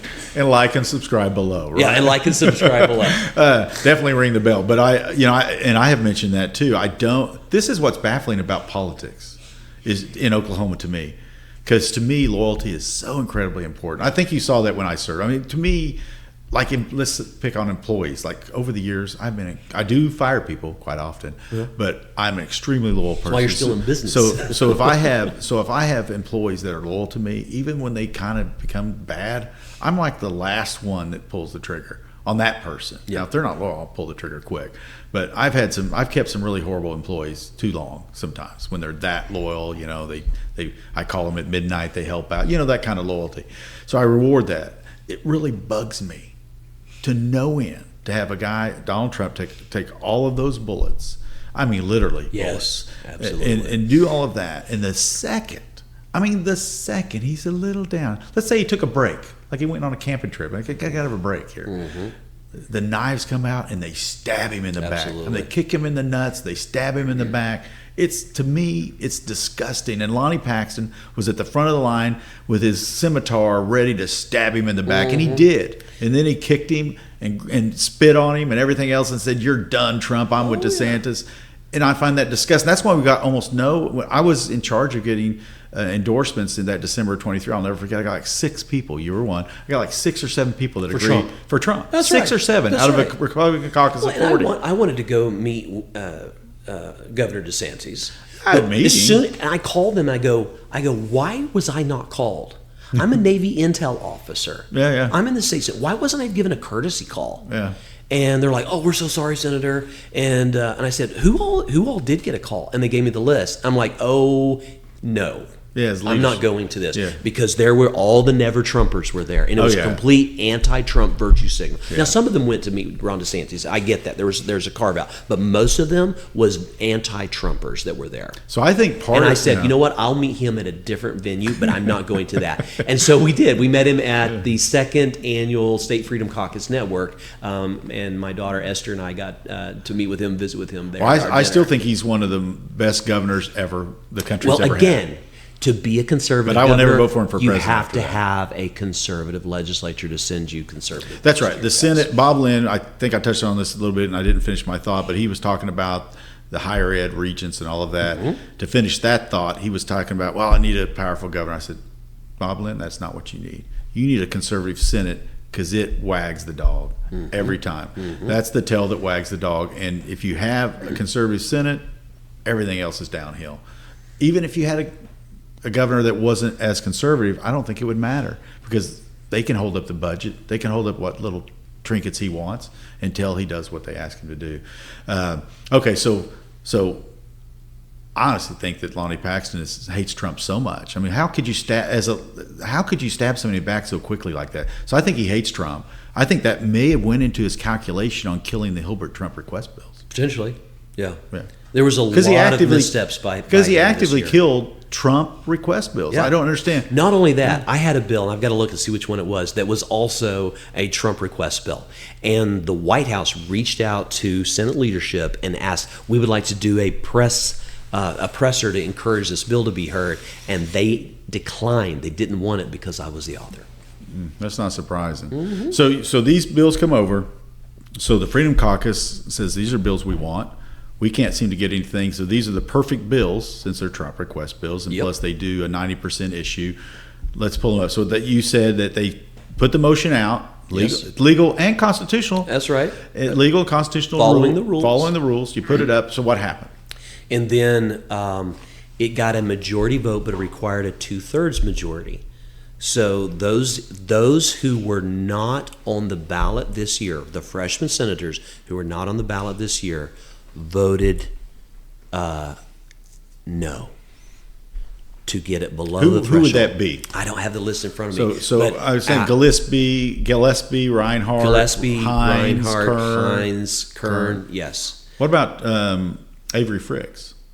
I bet he voted yes. I'll have to double check that. Yeah. Now, what we can do is put it in the comments below. We'll put those votes in. Be sure to like and subscribe. Right. I've got a screenshot of that somewhere. Sure, yeah. So I'll get this to you. So basically, when we look at the analysis of what happened prior, based on what manifested on the screen, red and green votes, it was clear the breakout was those who were on the election block this year voted in favor, and those that were going to be on the election the following year voted no with leadership, so that it would fail ultimately, but they would have 2 years to make up for it and make nice with their constituents. Well, because political and I don't think they were told that you're going to get beat up by your constituents. They probably just told those who were on you need to vote yes so that you don't lose your election. So the Swamp 7, I believe, voted yes on it, and everybody else voted no with Lonnie Paxton. So, but clearly orchestrated. Because I watched, somebody sent me a link to one of the videos. I think it was Senator Gillespie. It could have been Reinhardt. I don't remember which one it was. But one, they made an excuse that it wasn't constitutional or something like that. Yeah, like silliness. That's the dumbest thing I've ever heard. Yeah, and then maybe it's because they don't know yet. Like you said, maybe they're ignorant of the rules. But the one the excuse that was so lame was I didn't know, and it looked very orchestrated to me, and I wasn't even paying that close attention. And you're telling me you have 4 hours. You could file 1,000 more bills in 4 hours in the legislature. That's an eternity sometimes. Mm-hmm. So that it was orchestrated and known, and the end result was what, to get like not 32 clearly, just below the threshold. Just below the threshold. Mm-hmm. So my guess is the Freedom Caucus is diligent, hardworking, committed group. They probably did like my dad always said: if you fail once, try again. We did. Okay, how'd that go? On the second one, and it failed as well. Well, no, but you didn't technically try, didn't you? Have an agent, like the author of the bill, that tried the second time? Oh yeah. So to provide cover for those that got blistered for voting wrong. Well, no, I'm sure he believed in the bill, right? No, he said he did not believe in the bill. Oh, why? Initially, there were problems with the bill that he failed to articulate. Oh, there's some problems with the bill. That's catch all why I didn't hear it to begin with. But then after that, he comes back in the next week, brings it up on the floor, gets all green votes to bring it directly to calendar, which is what we tried to do prior. Oh, good. Right? Well, did you guys clap? I mean, that sounds good. So we all voted for it. And did you? I mean, that was awesome. Yeah. So was this early in the day? What time of day was this? This was, and then they resigned. Then they adjourned. Oh, so they came in just to do that. To vote, to put it to the floor, but then don't actually vote for the bill. Just so that they can try to erase the misstep of the prior week. It's like if somebody has a heart attack, you give them like one thump on the chest. That's right. So I almost got him back. Cameras are rolling. I almost got him back alive, but man, my lunch is getting cold. Theater. He's almost dead anyway. I gotta go. Right. Okay. No, because again, it was Lonnie's bill. Right. And he can hear it at any the Speaker of the House and the President Pro Tem of the Senate can effectively waive any of the rules at any time. Yeah. He could have heard that the very last bill in legislative session. But he took off over a week trying to figure out how to undo the damage that was done by giving bad advice to his own members to vote against something that would poll 90% in their districts, and then allow his freshmen to take the hit because they're not on the ballot, so that he can save Grant Green and the others who are on the ballot who have abysmal conservative scores in the Senate District 28 and a 28 conservative score. Oh, that matches. That's an F. But it matches the district. No, it doesn't. You said that's Seminole County. That is Lincoln County. But you said it's Senate District solid 28. Conservative. But you said it's Senate District 28, and they have a 28 rating. Isn't that what the goal is? No, it's not. What's your number? What's your Senate number? 96. Oh, okay. I must have missed a vote somewhere. Well, mine was 15, so get off me, Charlie Meadows. I didn't get a 15. Okay. You didn't have the Freedom Caucus there to help you. That's true. Now I had that damn Randy Bass seatbelt bill. That's what killed me one year. That'll do it. Well, here's the other thing. And for those incoming senators and even those who are here, if you're sincere about legislating like you campaign. The Freedom Caucus is your best friend. Oh, yeah. Because we have all those analytical tools to take a look at the bill and compare them against our core conservative values. And you have some mentors. I mean, we have some mentors. We don't do AI. We can use AI, but we actually have people, and we have people around the state of Oklahoma that are helping with us to give us feedback, double checking our work to make sure. And of course, we have State Freedom Caucus Network out of DC that run oversight as well. So we have these tool sets available that will do recommendations on votes based on core conservative principles that you all ran on your brochures. And so if you want to vote if you want to legislate like you campaign, and you're sincere about that, Freedom Caucus will help you get there. Yeah. And we'll show you, here's how we're going to, so I go and talk to Senator Stewart from time to time. Great guy, Stewart.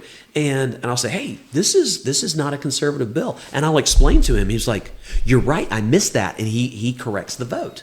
Oh, Jack Stewart's an amazing guy. We work with, you don't have to be a Freedom Caucus member. In fact, you can only be invited by the State Freedom Caucus Network in DC.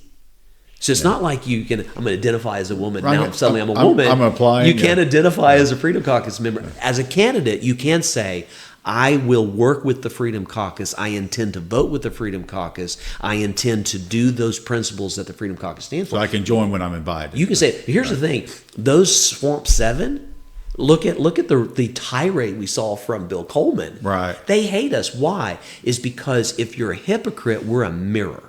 True that. And if you're sincere, we are your best friend. So I'll tell you an asset the Freedom Caucus has.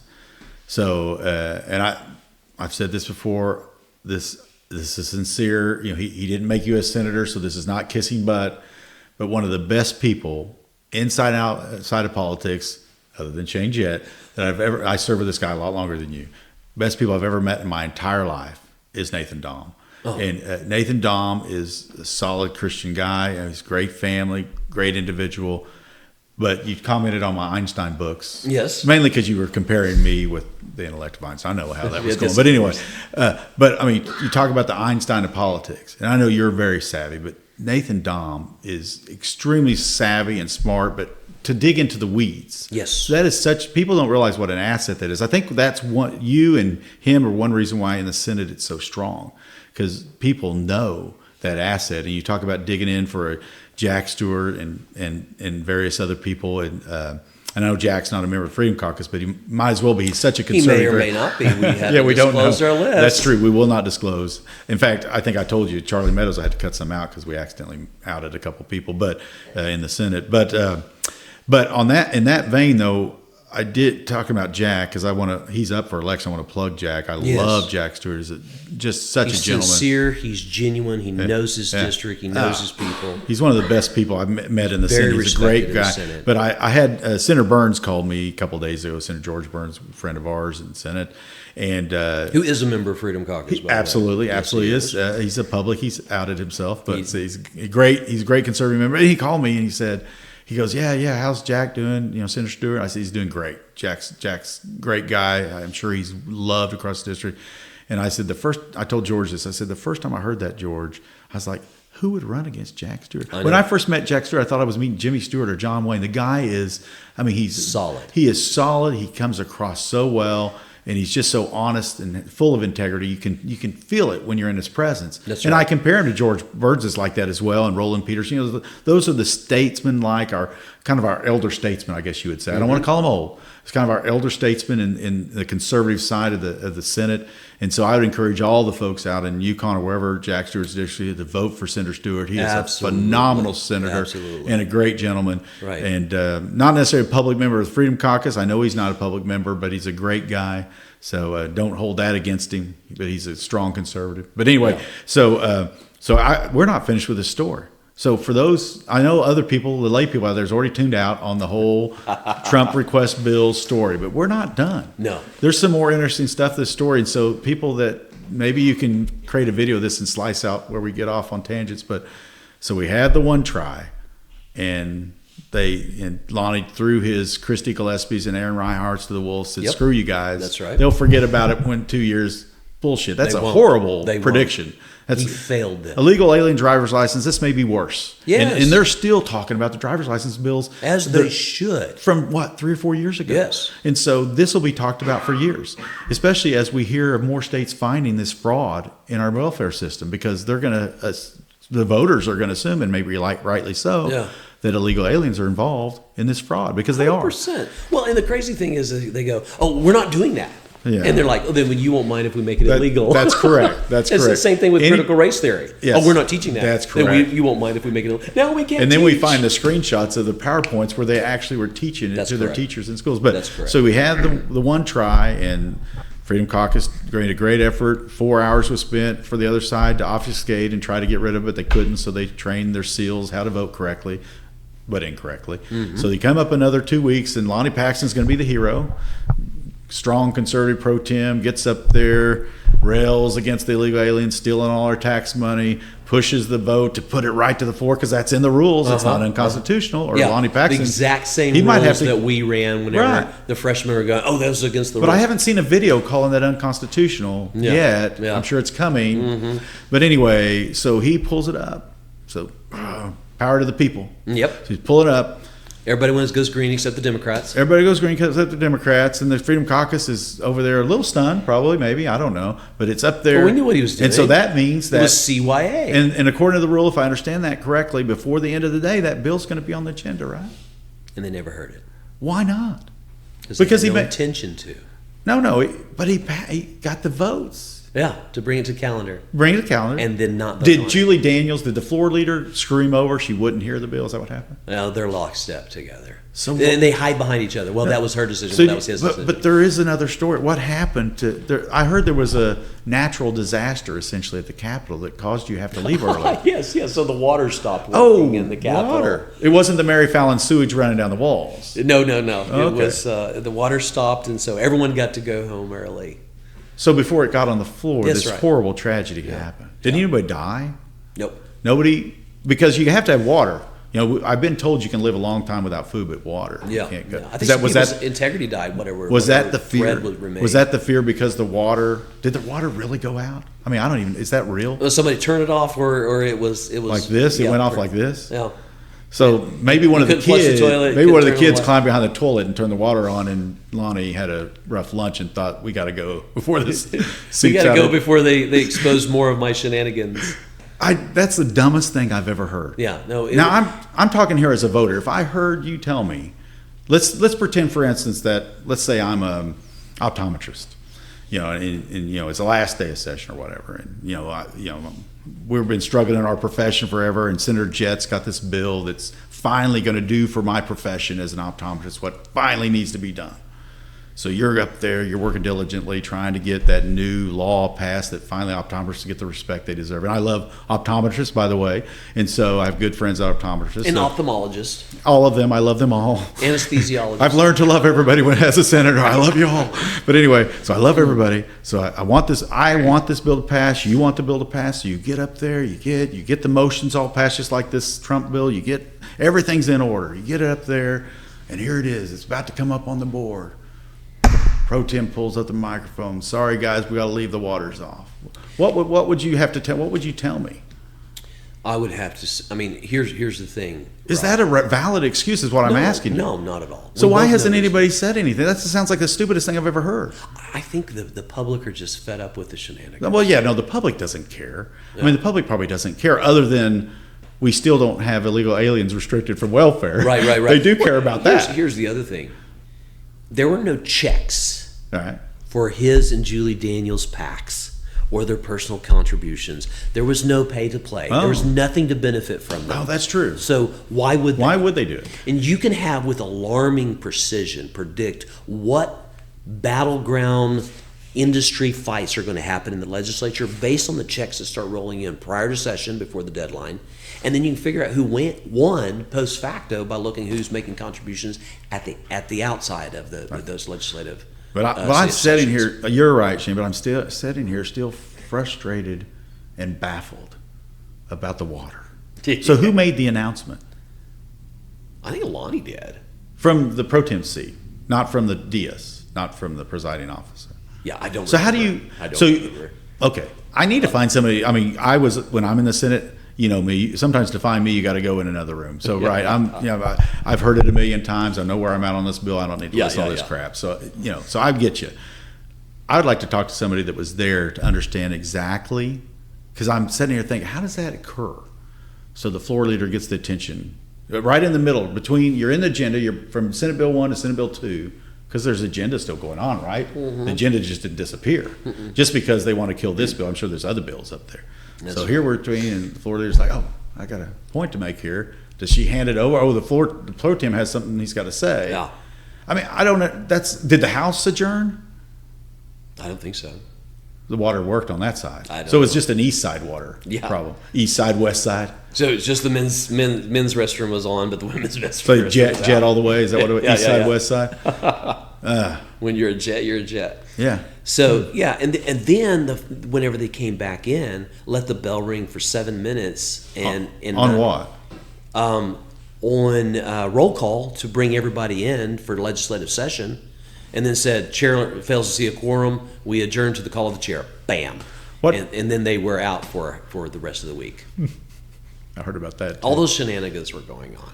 And what it was... You know, what's unfortunate about that, sorry to interrupt, No, but what's unfortunate about that one is, for people like you a little bit, and for Senator Standridge and others that are close, not that big a deal, right? You trek all the way to the Capitol, and you're like, okay, because I got, you have a family. Family is much more, just by the way, family is so much more important. God, family, Senate down here. Family is important. So for them to do their political BS, to make a show up there, so they just in truth, he only told his cabal that they didn't have to be there. Right. He didn't tell the conservatives, the peons, the ones that he allows to speak, but he doesn't tell anything to. Which also they try to cover themselves by saying there was nothing on the agenda. Well, here's the thing. There's a nurse of the day. There was nurse of the day. There was, who was my wife, Senator Standards is nurse of the day. That's right. So they could have at least given her a courtesy. No. Or her nurse a courtesy. No courtesy extended. Right. So anyway, but they can also add anything they want to the calendar. That's right, and it changes all the time. And so when we do not trust them because they're not communicating, right. They're sometimes legislating by press conference and not even tell their inner circle. In a normal time, that would have just simply been an email or text message saying, guys, we just can't get our agenda figured out today. Just don't bother coming in. Right. The pro tem's going to go on the floor and adjourn. No problem. Yeah. No problem. We'll stay home with our families, right? Yeah, that's right. And so we don't get per diem or whatever. We stay home with our families. So we have people, you have senators in there that travel hours. Yes. That have families, that have husbands, that have wives, that have things to do and a living to make. You have physicians traveling hours to be there to sacrifice time with patients. He has two amazing physicians there, by the way, that do both members of Freedom Caucus, both by the way. but that have patients that rely on them, and so they're having to get substitute doctors so they can go to the Capitol and vote for their constituents, for the people. They were not told because they're not worthy. They're not told because they're in a caucus that failure of leadership. That's a simple courtesy. It's a simple courtesy both for them and their district to say, listen, guys, you don't need to come in today. We don't have any work to do. You may object. Senator Jett may say, well, that's stupid. We should do some work. Yeah. You can object, but you can object from home if you don't have to go in. You're just sending an email saying, well, we should be doing something. That's right. So you wouldn't go in if you know you're not going to do anything. So, I'm bothered by that. And again, on not only a political state level, but also on a personal family level. It's how little they care for those people. Mm-hmm. That's a simple human thing. You understand that what I'm trying to get at? You're focused on politics, and I get that. Yeah. I'm trying to get to the human level to say, just from a human decency level, that's a very sad testimony for a human being to say, I care for you so little that I won't even alert you so you can stay with your family and your business and your profession. And that lowered my opinion of Lonnie Paxton immensely, because I'm saying, it's just a common courtesy to say, you know what, I don't care for you, Shane Jett. I don't like your politics, but I love you as a fellow human. I love that you love your family. I'm going to let you stay home with your family today because I at least care about you that much. But yet that's how little of respect that he regards good people that serve under his leadership. It's a sad testimony. That moment for me was a low moment for the leadership in the Senate. For me. Absolutely. Because I'm now I'm over here on the personal side now. I'm on the family side. If my wife can stay home with me and my family, that's a plus for us. Sure. But that's and I don't know. That really bothers me. So, but the drama's not over. No. But you know what? That day, Trace Savage went around and documented there were 33 senators in the building that day. Did he reported yes, that? Yes, he reported on it. You know, I would encourage Trace Savage to look at that this whole thing a little deeper, because there's a problem there with, he ought to be looking at this pay to play stuff. He really ought to. And I think Trace Savage does an excellent job. But I just think that there's a lot of things going on there. Like, how are these people that were living well before, now they don't seem to do anything but Senate, and they live better than they did before. Mm-hmm. And I'm not going to mention names because that sounds like a criminal accusation, and now as an attorney I know that's defamation, so I'm not going to say names. But I'm thinking they're also public figures. So you just but I'm like, how and maybe they need some fake lobbyists up there, that can go around saying, I'll give you this, and see who accepts, right? Yeah, they should put up it's a an sting. easy thing. It's like I used to say in the pharmacy world, they used to try to catch people making meth, with Sudafed, but then they just outlawed it all. I said, no, the easier solution was you put on a white jacket and come in here and see who buys a bucket full of it, and follow them home. Right. But anyway, the drama doesn't end with the water. Is just so stupid. I can't hardly get over that. But anyway, we'll get over the water.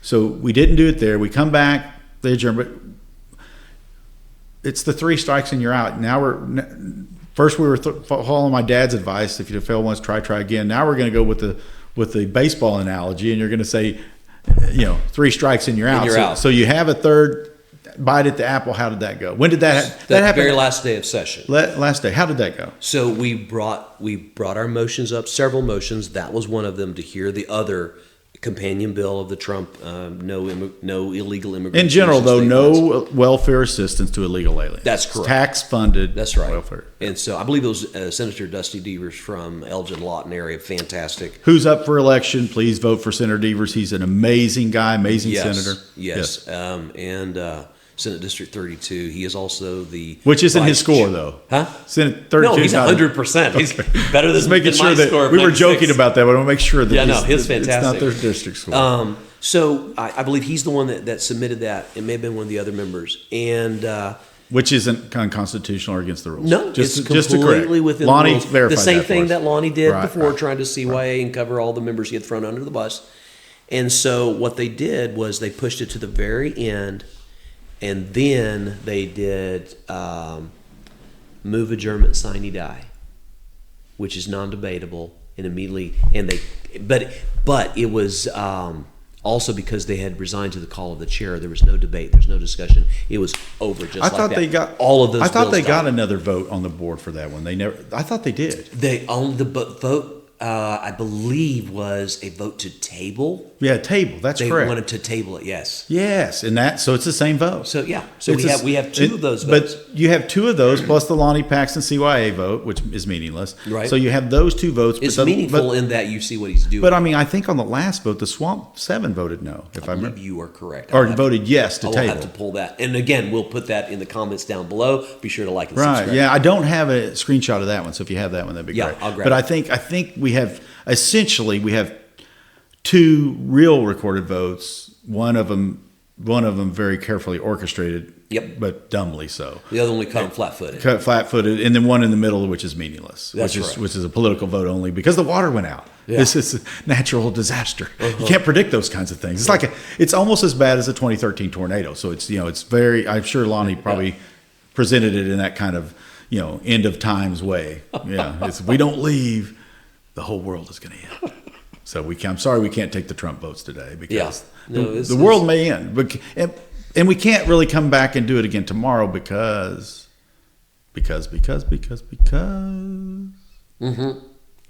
the shenanigans. Because of the wonderful things he does? Yeah, okay, that's right. it. No, and the other thing, Rob, that they did is they voted to leave session 2 weeks early. Okay. And that's a recorded vote. We sometimes left early, but we're talking days. This was 2 weeks. Yeah. And usually we left... From April, they were trying to get by the end of April. Yeah. And the Freedom Caucus kept holding their feet to the fire.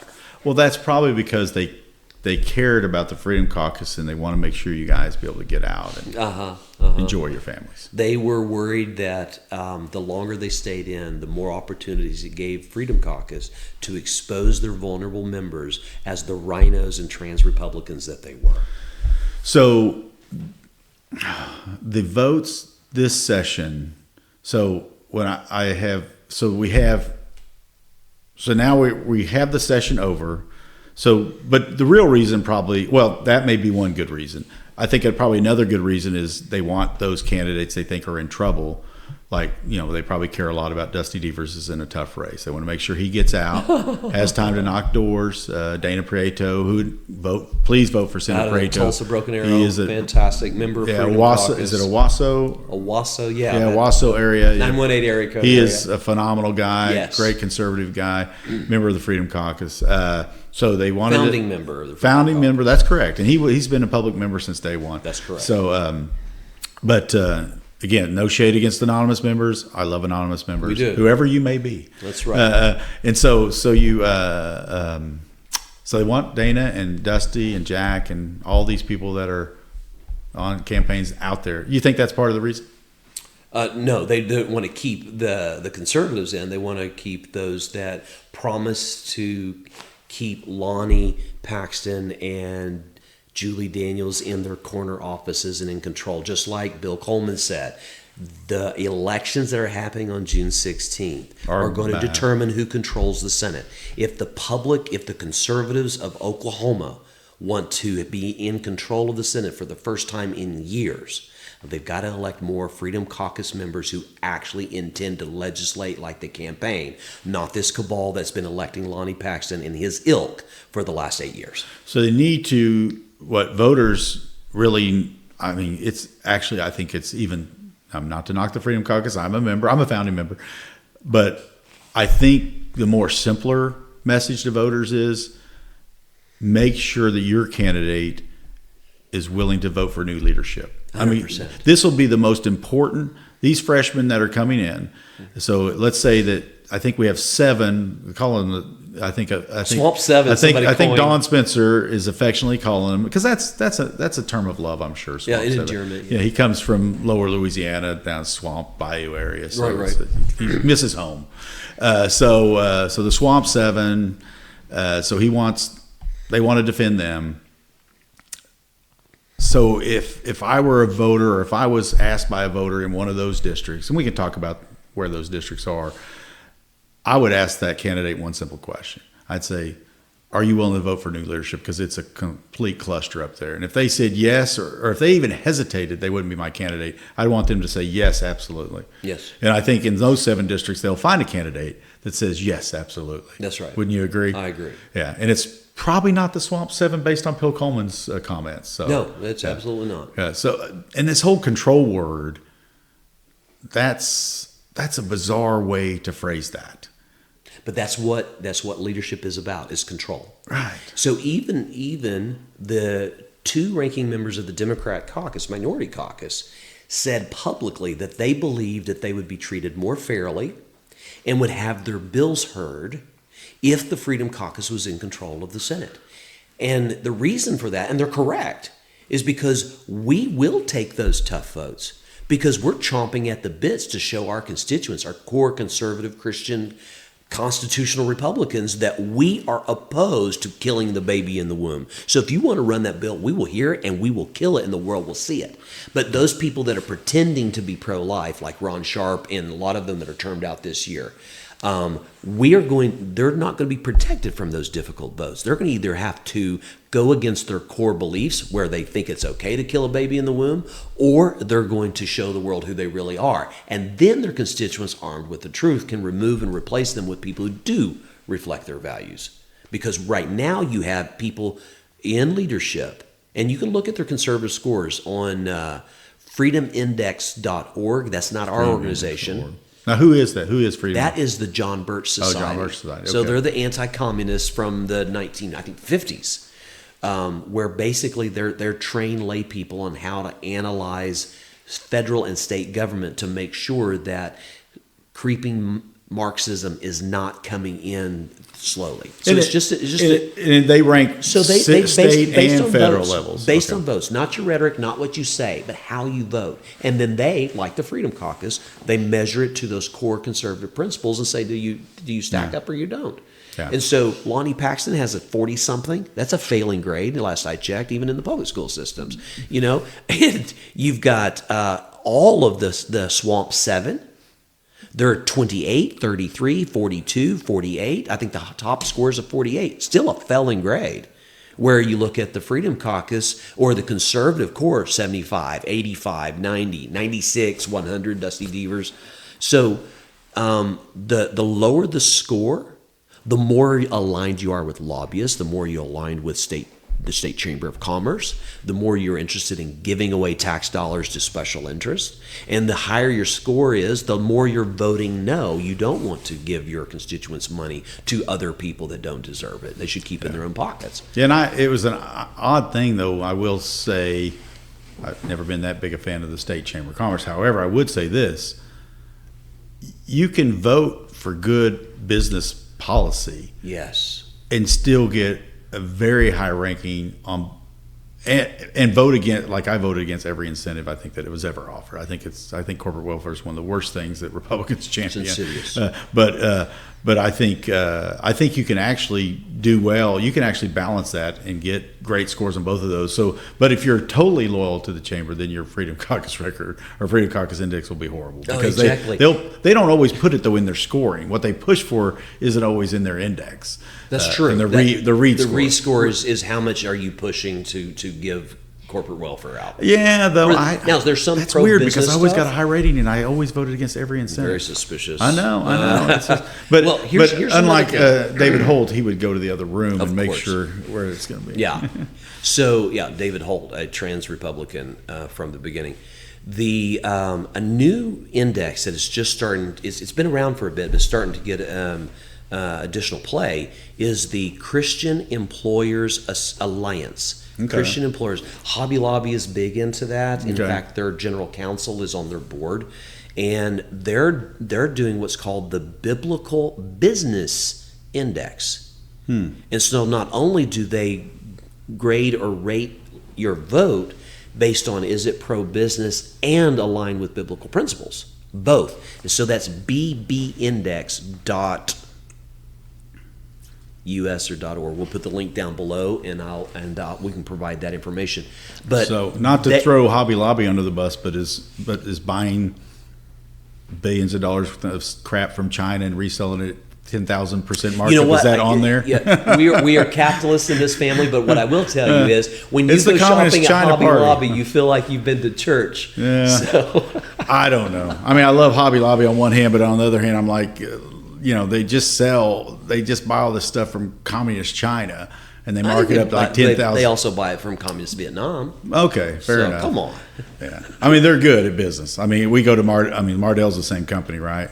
I mean, the same company on both of those, I think. I'm not sure how they're called. I think they might be, but I think there's some overlay. Obviously, we go to both those stores. Yeah. And I went to Oklahoma Baptist University, and we have the Green Campus there, and they've been incredibly good to Malden. Oh, yeah, for sure. They do a lot of amazing good stuff. They do. So, and their Museum of the Bible up in D.C. is I've not been to that. Fantastic. I've heard about that. And they have a smaller one on their campus here in Oklahoma as well. I haven't been there. So, at any rate, the Christian Employers Alliance, if you're not a member, you should join if you're a Christian and you care about these values.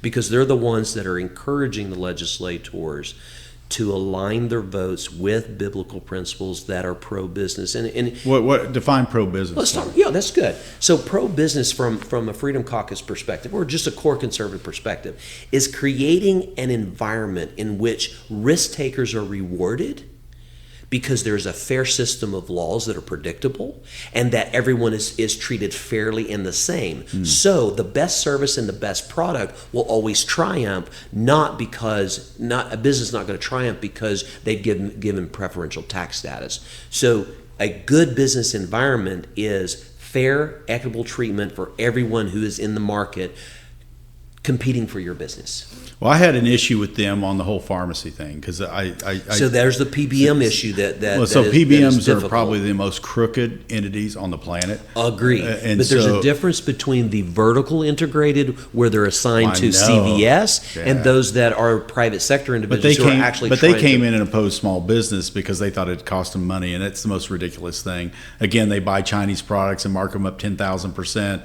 And then they don't, practice. And they don't want. Well, no, but PBMs are not a capitalist entity.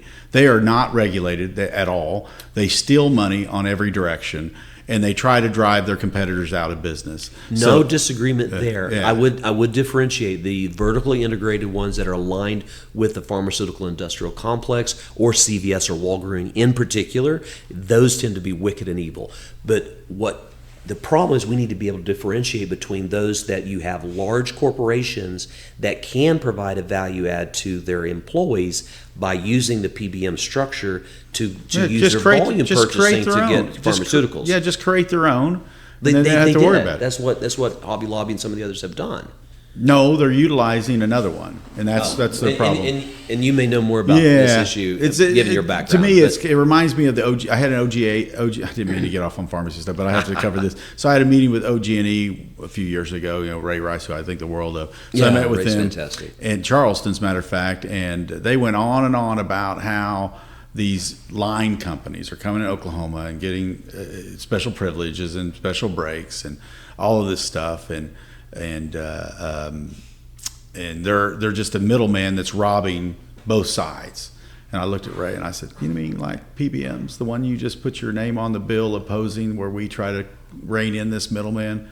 And he goes, touche. And they took their name off of that. Very good. Within 3 days. Brilliant. Yeah. And so there's these middleman robbers everywhere. Yes. And they're smart business people. I don't know if I call them evil. I say they're taking advantage of the system, of the lack of regulations in the system, because pharmacies we're regulated to death. Yes. To death. But yet we answer to an entity that has zero regulation and takes pride in stealing money in a legal way from everybody they touch. And so just because one entity uses them for their employees that go outside their own system that it wouldn't affect, so it doesn't affect their own system. Right. But yes, occasionally they are out of their system, they're out of the network, and they have to go to a Walgreens or whatever. Well, screw it. That PBM middleman is going to have to be taken to task in that venue. But you can out them. Maybe this bill didn't do that, but I'm sure you could exempt the ones that own their own. But anyway, topic for another day. So we got through the drama. I just am so intrigued by this whole illegal alien thing. I think this thing, political history, Lonnie Paxton's right in one sense. Typically political memory is a couple weeks. Maybe a session. Yeah. So if you were pro tem in this instance, and you were against these two bills that you author. Sometimes you author bills that after a while you're like, oh crap, I don't really want to move those. Mm-hmm. And you want to protect some members. What would you have thought? How did he come? I'm trying to figure out, how did he come to that conclusion that this would just go away right away? And maybe he's right. Do you think I'm wrong and that this goes away quickly? I don't think it goes away quickly. I don't think. So they're up in 2 years. Do you think this will be an issue in 2 years?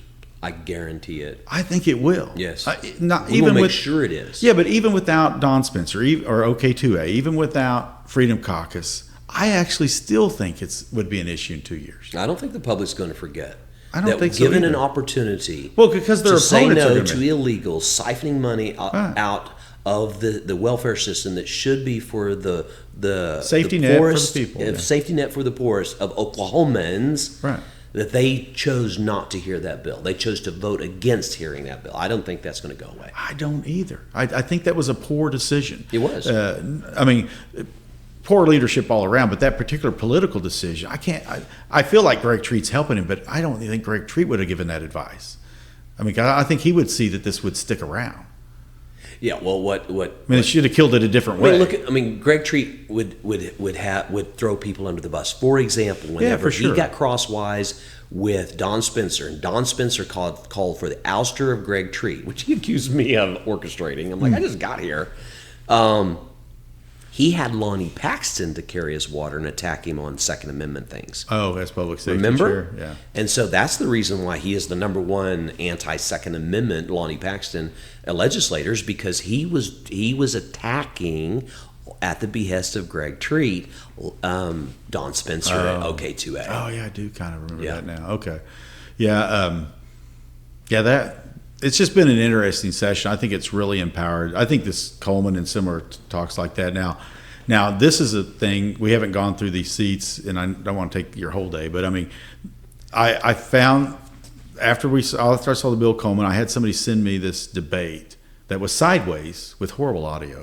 I saw that. Yeah, it was sideways. I had to watch a debate, and I kind of almost want, because somebody had teased that you were mentioning, the Freedom Caucus mentioned, so that's the reason I watched a sideways, horrible audio debate. Nobody else is probably ever going to watch that, but I can't imagine watching it right side up with good audio. Right. So, but I watched that, and I just did not realize until I watched that video that you and Senator Brenda Stanley were such BFFs. I did not know. It was heartwarming. Yeah. So how did this relationship between you and Brenda Stanley happen? So the Bill Coleman video comes out, or audio, whatever. Anyway, which I would encourage people, and kind of like the other links we're going to put, I'll try to include a link to the Bill Coleman. I'll plug Don Spencer. He's going to be on the podcast pretty soon, I think. So I'll plug OK2A, as I always love to do, because the OK2A video on that is pretty good. So I can imagine. But so this video comes out, and so somebody sends me a link to this debate that one of the Swamp Seven, if you will, is having with their opponent.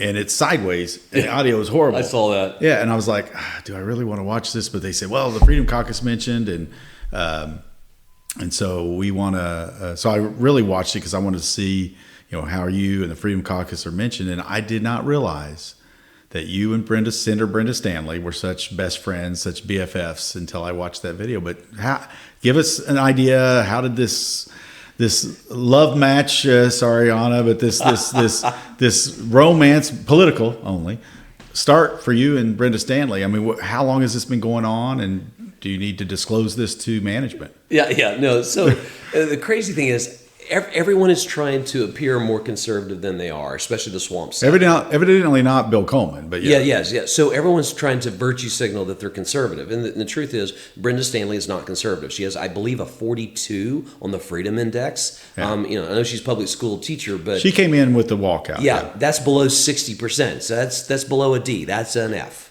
Well, 42. The curve, maybe at the bottom, on the curve. As it's turning. Yeah, for Gavin Newsom. But here's the thing. I may have co-authored, but I certainly debated in committee for one of the bills she was running, because a broken clock can be right twice a day. Sure, yeah. And so this particular bill was... she remembers it vividly, evidently. Yeah, apparently. And there's a reason for that, right? Okay. And you were there when I debated some of her bills. But this bill was... they have... contract labor at OJA. So in my district in Tecumseh, we have a maximum security children's prison. Oh, that's correct. Yes. So we have full-time employees. It used to be called Boys Town. It used to be Boys Town. Now it's Boys and Girls. Okay. So it's Kojak now. Oh, okay. That's their acronym. And so someone in a very sinister motive let the inmates know, some of them were in for murder. Yeah. Let the inmates know that there's a different level of protection and prosecution depending on if you assault a full-time employee or a contract employee.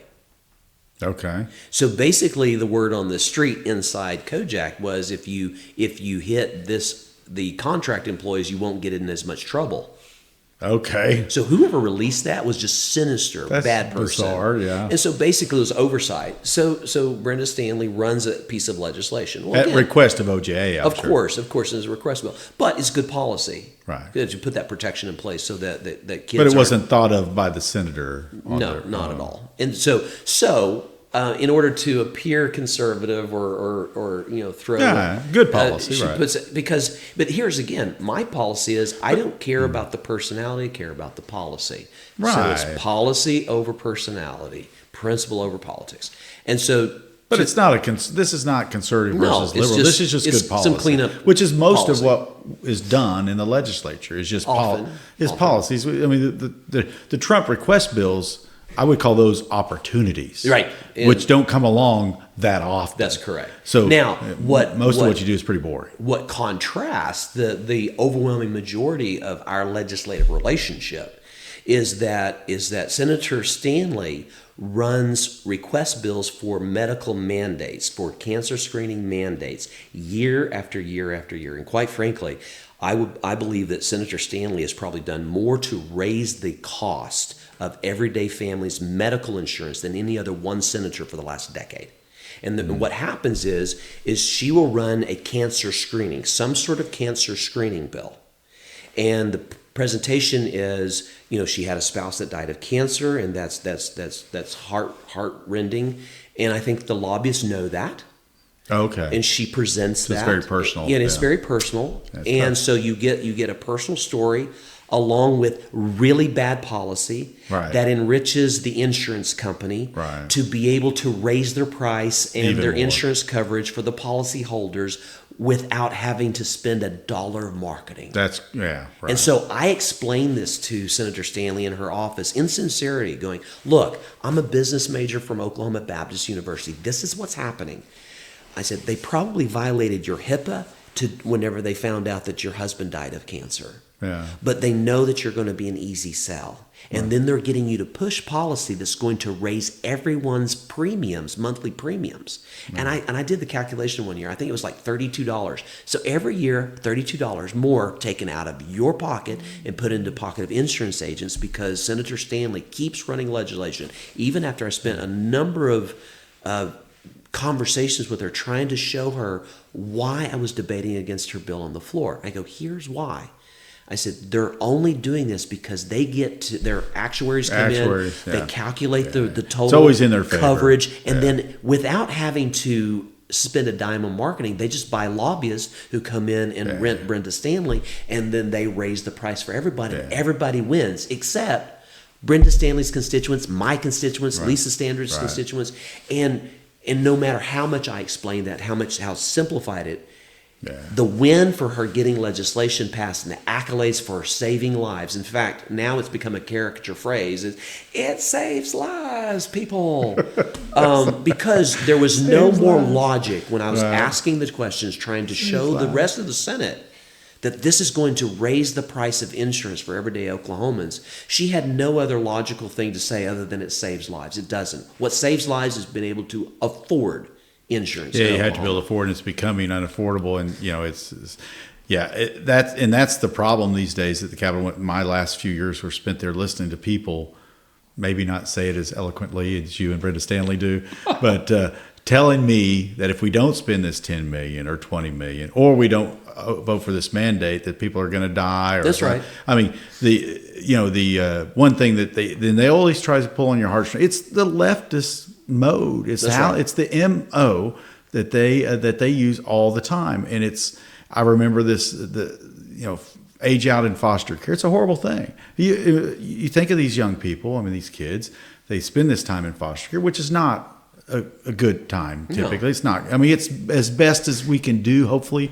We hope as legislators, we hope the programs that we have do the best for these kids as possible. But you could spend all the money on the planet, all of the money, Shane, and you would never do enough for these. So it's not about money. So you got to have churches, you got to have nonprofits, you got to have these people step in the gap personal accountability without the state coming in. And so every time they pull up another 15 or 20 million, they'll say this is for these kids. That's right. And it's a horrible thing. It's a horrible thing for people that are supposed to be fiscal conservatives to use these heartstrings to spend another money because a lobbyist came up and said, my program needs this more money. That's right. And that's where we're at. So and we've seen all kinds of emotional tearjerk, and you always know that there's going to be bad policy affixed if they named it after some victim. Yeah, it's almost every time. That's right. You have Senator Paul Racino, who is the master at running bad policy, and then having the family setting up in the gallery, so we all have to stand and clap whenever we have just squandered millions of dollars so that he can virtue signal for some family. And it's such a shame because they have no idea that he's using the tragedy and emotion of their loss to make things bad for all of Oklahoma, and we all pay for it. But really, I think the reason is for somebody like that is for the relationship with the lobbyist. for a relationship with some employee at the agency, the bureaucrats or the employees, to make them happy they're getting more money, or the lobbyists. I don't even think people like that even look past a half an inch deep on what really happens with that $20 million. Right. I don't think so. They just hear the story and then they just spread the sob story. Right. And it's the opposite of what we put on our mailers. So we go back to these races. So we've alluded to the Don Spencer, or the OK2A infamous Swamp 7. Yes. Again, affectionate term. Don is term of endearment. He's such a sweetheart. He's such a soft, tendered guy that it can't be anything but a term of love for him. You know that. Of course. And so where are those races at? We have Bill Coleman. That's up north, right? Is that Ponca City? That's Ponca City area. So that's correct. So I would ask those candidates in that race to simply say, will you vote for new leadership? I mean, I think that's a very sensible question. Very so we have Brenda Stanley. That's Midwest City. That's right. I assume there's one or two people running against her. And so that's a simple question for those candidates. That's right. Is, will you vote for new leadership? Because maybe we want this illegal alien thing fixed. Where else do we have? So we have in Brenda Stanley's district, that's district number 42. 42. So that's about 42, and she has a 41 on her score. She's an F, 41. She's a point off. So she's just off. So raise it up a bit. Grant Green is district 28, and he has a 28 score as well. Oh, that's perfect. Now, Milena Bratt. Does Grant Green have an opponent, I assume, right? Yes, he does. Okay. That's Robert Trimble, isn't it? Robert Trimble. Robert Trimble's He's awesome. an Army veteran, a small business owner. He owns the Amish furniture. Yes, you got to plug his Amish furniture store, too. Yes, Noah's on his, and that's his son. That is his son. That's right. Okay, so you know what? Go in there and buy furniture. Absolutely, it's the most amazing furniture everywhere, anywhere. But this is not Mathis Brothers. This is good stuff. No. Sorry, Mathis. But anyway, but you know what you better buy before you leave that building? What's that? Those dang cinnamon rolls. Those things are amazing. You should go over there sometime. Let me tell you something else. Robert Trimble has a John Deere, industrial strength John Deere homemade ice cream maker. Oh, I didn't know that. And he did a homemade ice cream social for one of his campaign events. I got like 3 tubs, and I got 4, but I just ran out of space. Well, you were there in support, brother. You take your ice cream. Oh, you take it home with you. That's right. Yeah. The family wants ice cream. So, right. Okay, so we have that one that matches the score. That's very appropriate for Grant Green to get 28, and he's in 28. Okay. Who else we got? So we also have, Senate District 2, that's in the north eastern part of the state. Okay. So kind of Claremore area.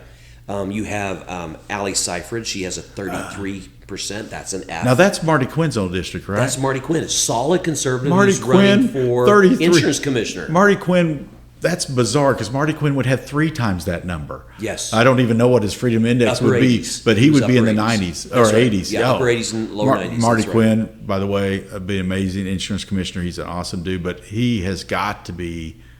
I mean, he's gotten his own campaign, so I'm sure he keeps his nose out of this. But he has got to be disappointed that the person that followed him would be so weak on conservative issues. I think anybody but Gavin Newsom would be disappointed in her. Okay, so she's got an opponent, so you need to ask that question. Will you vote for new leadership? It's a very simple question. Yeah. And the opponent there is Peyton Pepin, P-E-P-I-N. Okay, Pepin. Yes. All right. And then Senate District 4, Tom Woods. I love Tom Woods. He's a nice guy. He's like a really tall little brother. He's a nice guy. But he has a 40. He's not a good senator. He has a 46. And he got bought off in my pro tem race because that was a horrible thing. I think they gave him like 40 or 50 grand because he had loaned his campaign so much money that I'm sure he was financially strapped. But that's not a good excuse. It's not a good excuse.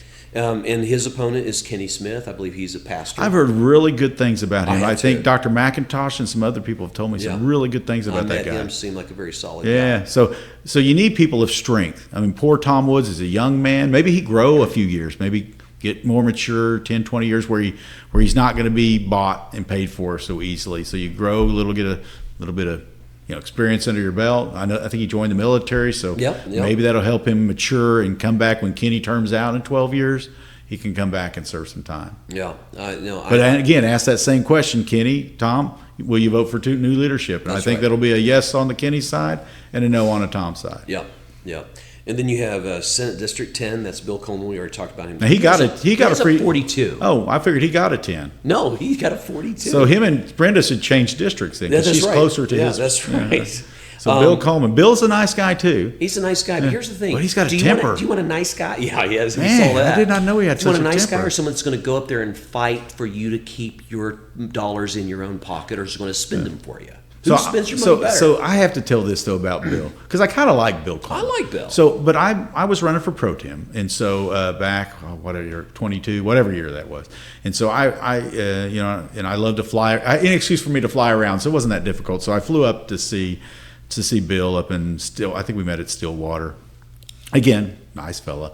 So I sat down with Bill, and I just had a simple plea for Bill. Bill and Casey Murdoch are best friends. Yes. And I love Casey Murdoch is one of my best friends when I served. I love Casey Murdoch. He is a prince of a guy, good guy, but very political. Casey's a political animal. He is political. I like that about him on one hand, but sometimes anyway, neither here nor there. But one thing we knew for certain, that if I got elected pro tem, that Casey Murdoch was going to get punished beyond belief. We knew that. Casey knew that. I knew that. So if I were to win pro tem, or if I were to run and not win, your opponents would punish so if I worded that wrong. If I ran for pro tem and I lost, that my supporters, such as Casey Murdoch, and he was an outspoken supporter, and Cody Rogers, that Casey Murdoch was going to get severely punished. The proof is in the pudding. We can get there. But he was going to get severely punished. So that was my single message to Bill Coleman. It's God, family, friends, if they're true friends. Somewhere down here is Senate, right? Especially Senate leadership is really right down here. So my plea to Bill was very simple. One of your best friends in the world, so I hear, is Casey Murdoch. If I lose, he's going to get the crap kicked out of him. Is that what you want? No, that's not what I want. Well, then vote for me. Well, I don't know if I can do that. Why not? It's went back and forth. So some really, I'm not saying he's a moron, but it's some really moronic answers. I think in the video I showed you earlier, I said moron. When I say that, I mean it's a moronic move. It's a stupid move, like running the racist DI bill. It's not that he's a moron, but it's a moronic thing to do. Yeah. So just like that, I mean, how can you look at somebody in the eye and say, yeah, Shane Jett's my best friend, but yeah, if they kill him after this, so be it. So that and politically, that's what he ended up getting, was a political death. They took his chair. They didn't even put him on the ag committee. One of the biggest ranchers in Oklahoma, certainly the biggest one in the legislature, because I've been to his ranch. It's huge. His family, they're big ranchers, cattle ranchers.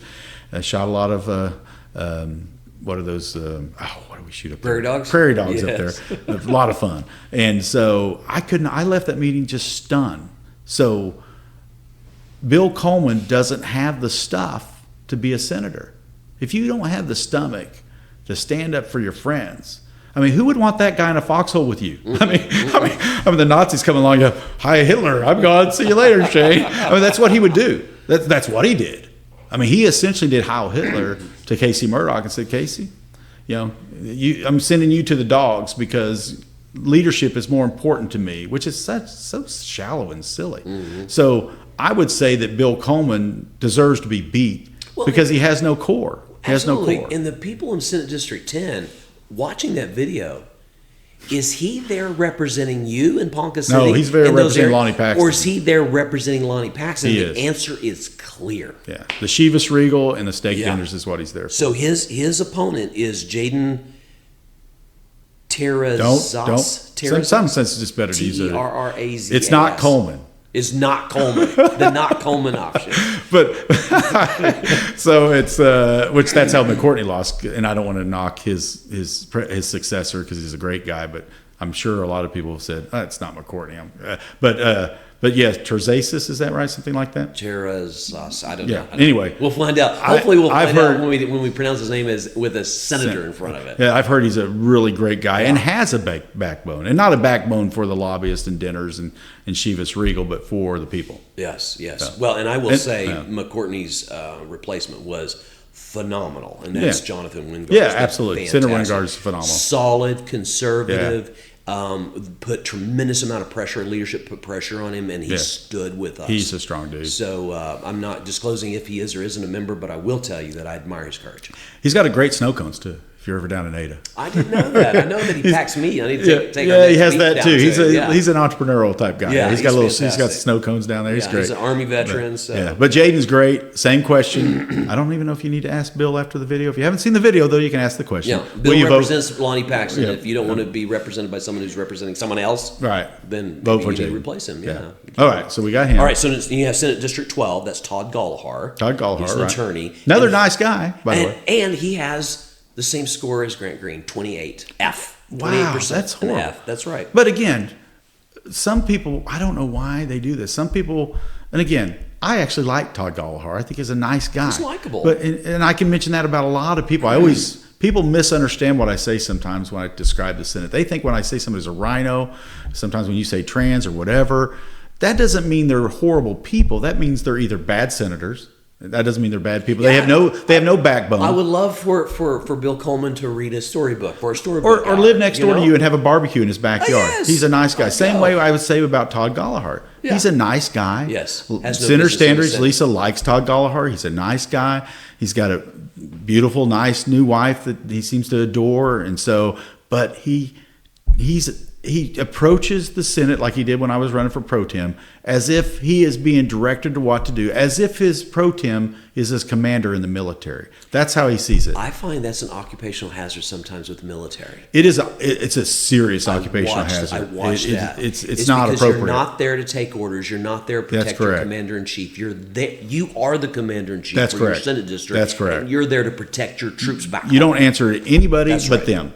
And so I respect military. Of course, I have a lot of military in my family, but that's where it stops. Yeah. And for some of those folks like him and Hines and others, they think that they're there, that Lonnie Paxton is their general and that they do what he tells them to do. And that's a horrible place the way to be. it's supposed to be is that's the help.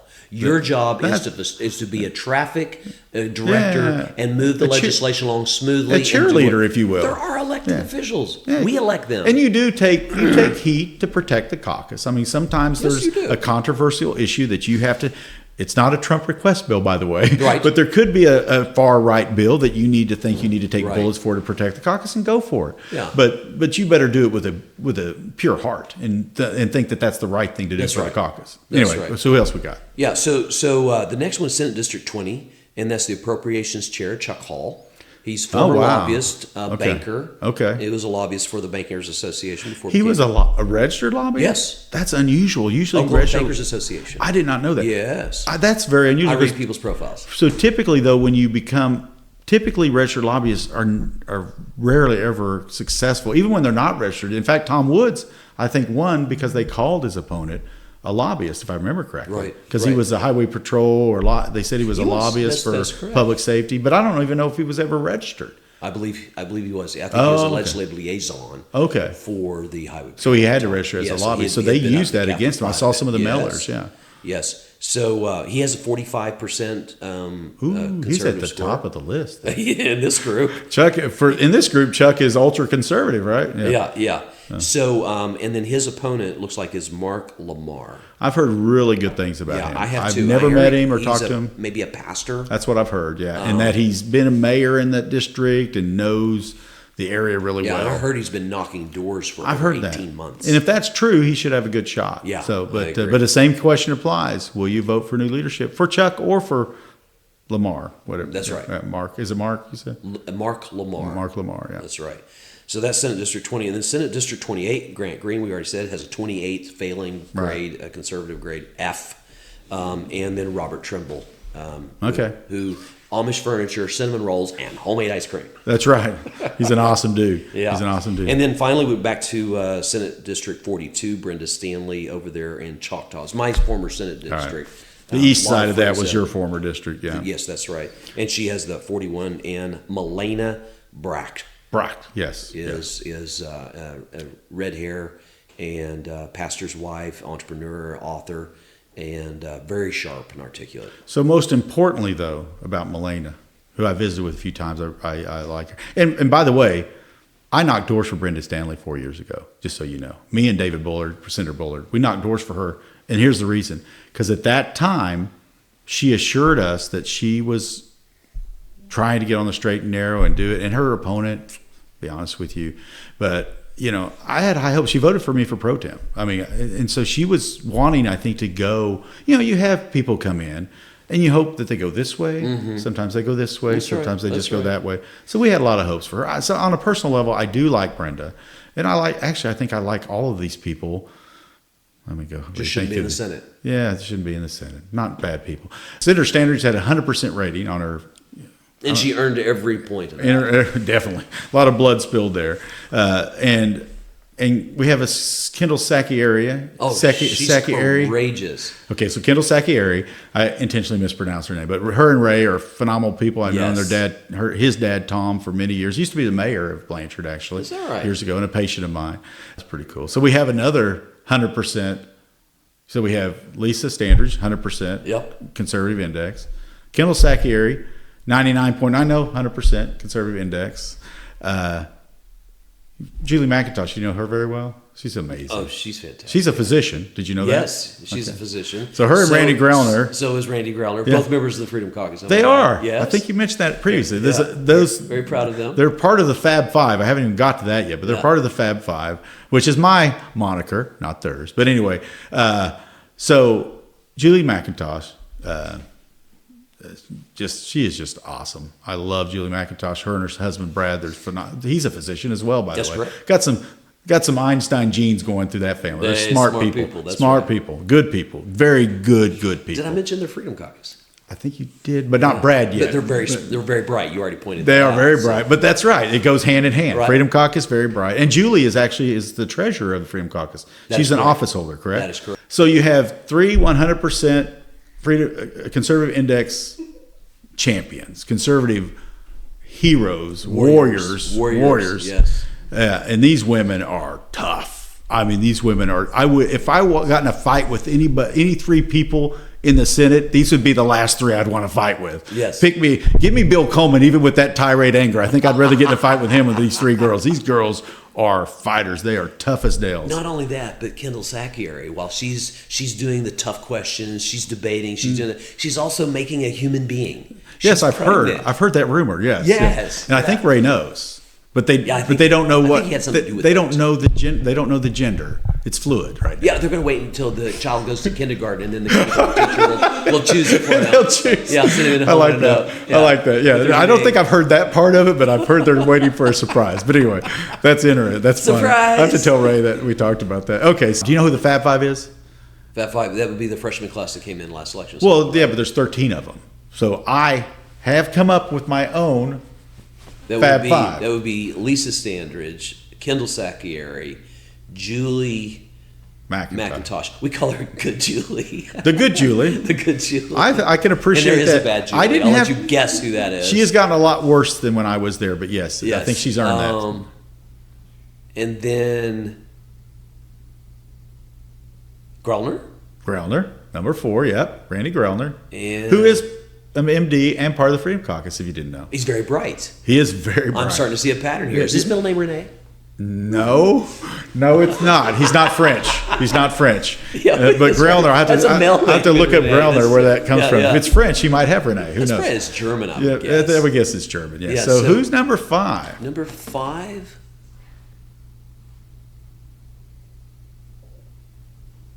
Would it be Brian? It is Brian. Brian's fantastic. Brian's amazing. So you have 5.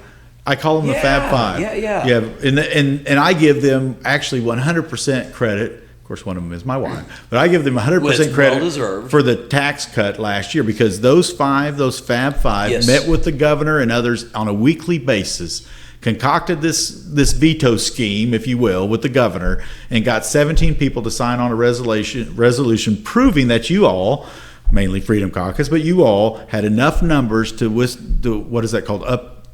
Uphold a veto. Yes, that's correct. Sustain, yes. Sustain a veto. And I credit the Fab Five. So they don't, when they did a fundraiser together a while back, and I told Senator Standards, Lisa, I said, you should make it a Fab Five fundraiser. No, we don't want to make any more of the freshman class feel like they're okay, then I don't care what you say. I'm going to call y'all Fab Five. That's how I think about it. They're amazing. They are. And if you look at that whole freshman class, you got Jonathan Wingard, you got Well, who else you got in there? You have Wingard. You have actually you have Brian. Oh my gosh, the guy that came in after Roger Logan. Brian Logan. He's a pretty awesome dude, yes. conservative. And you have some other that class, other than about 4 or 5 of them, are amazing. And the Fab Five, just in my mind, I mean, I told one of these freshmen I went and met with, not far from your district, hint, hint. But anyway, I went and met with them, and they were asking me, well, Pro Tem, well, what if David didn't run? And I said, well, I tell you what, you can take these Fab Five, you can put their names in a hat if I were there, and I could pull any one of them out, 100%. And I would be honored to serve with them as the Pro Tem. Any of those 5. That's right. And frankly, for Freedom Caucus leadership, sadly, you're leaving. Hopefully, you're not leaving politics and leadership. I'm Freedom Caucus for life. But you'll be out of the caucus, right, or out of the live caucus like I am. Yeah, we'll be emeritus or whatever. So one of those, my guess is somebody around that circle, and maybe further out. So I don't want to limit it, but any of those folks would be. It's amazing to have a class so awesome, yes. And I think Freedom Caucus helped so much. I think so. Yeah, I mean, could they have been? I mean, I think they would have come together well anyway. But I think that was a bit of the glue that helped that come together. 100%. And I think having a framework and a mechanism by which we can meet, mentor, regularly help one another. Yes, have their back. I mean, so when the Lonnie Paxton takes the knife to stab Trump in the back, he doesn't accidentally stab one of y'all. I mean, it's those backstabbings like that. You got to protect. You know this. You have to protect each other all the time, and hopefully, if new leadership comes in, those days will be behind us for a while. Yes. So if we had a legitimate conservative Republican leadership, there might not be a need for Freedom Caucus. There wouldn't be. We organically manifested because the public in Oklahoma are hungry for real, true Republicans who actually legislate like they campaign. Yeah. So, and I would argue this even further. I would say that because I had high hopes for Lonnie, because we talked, back then, and I shared my thoughts about Greg Treat and hoped and prayed that he would. I mean, all he had to do, this is a bizarre thing to me, all he had to do was be nice and respectful. Which he was good at. And he was good at before. This year. That's correct. And tell his thugs, like Adam Pugh, who's one of the biggest jerks I've ever met in my life, who, if he's superintendent, that's where he belongs, because that's one of the most feckless positions in the states. That'd be perfect for him. So he's a horrible individual. And so you have him. If you could control your thugs, like him and Rosino and others like that, that pick on people and love to use their nerdy third grade, now all of a sudden have power, trip. Yep. If you can control that. But he refused to do that. So he's disappointing in that. I think he could have had an opportunity to be a good leader by just being nice and respectful. Here's the issue with Lonnie Paxton is, one, he was an accidental. That's correct, yeah. I don't think he necessarily wanted it at the time.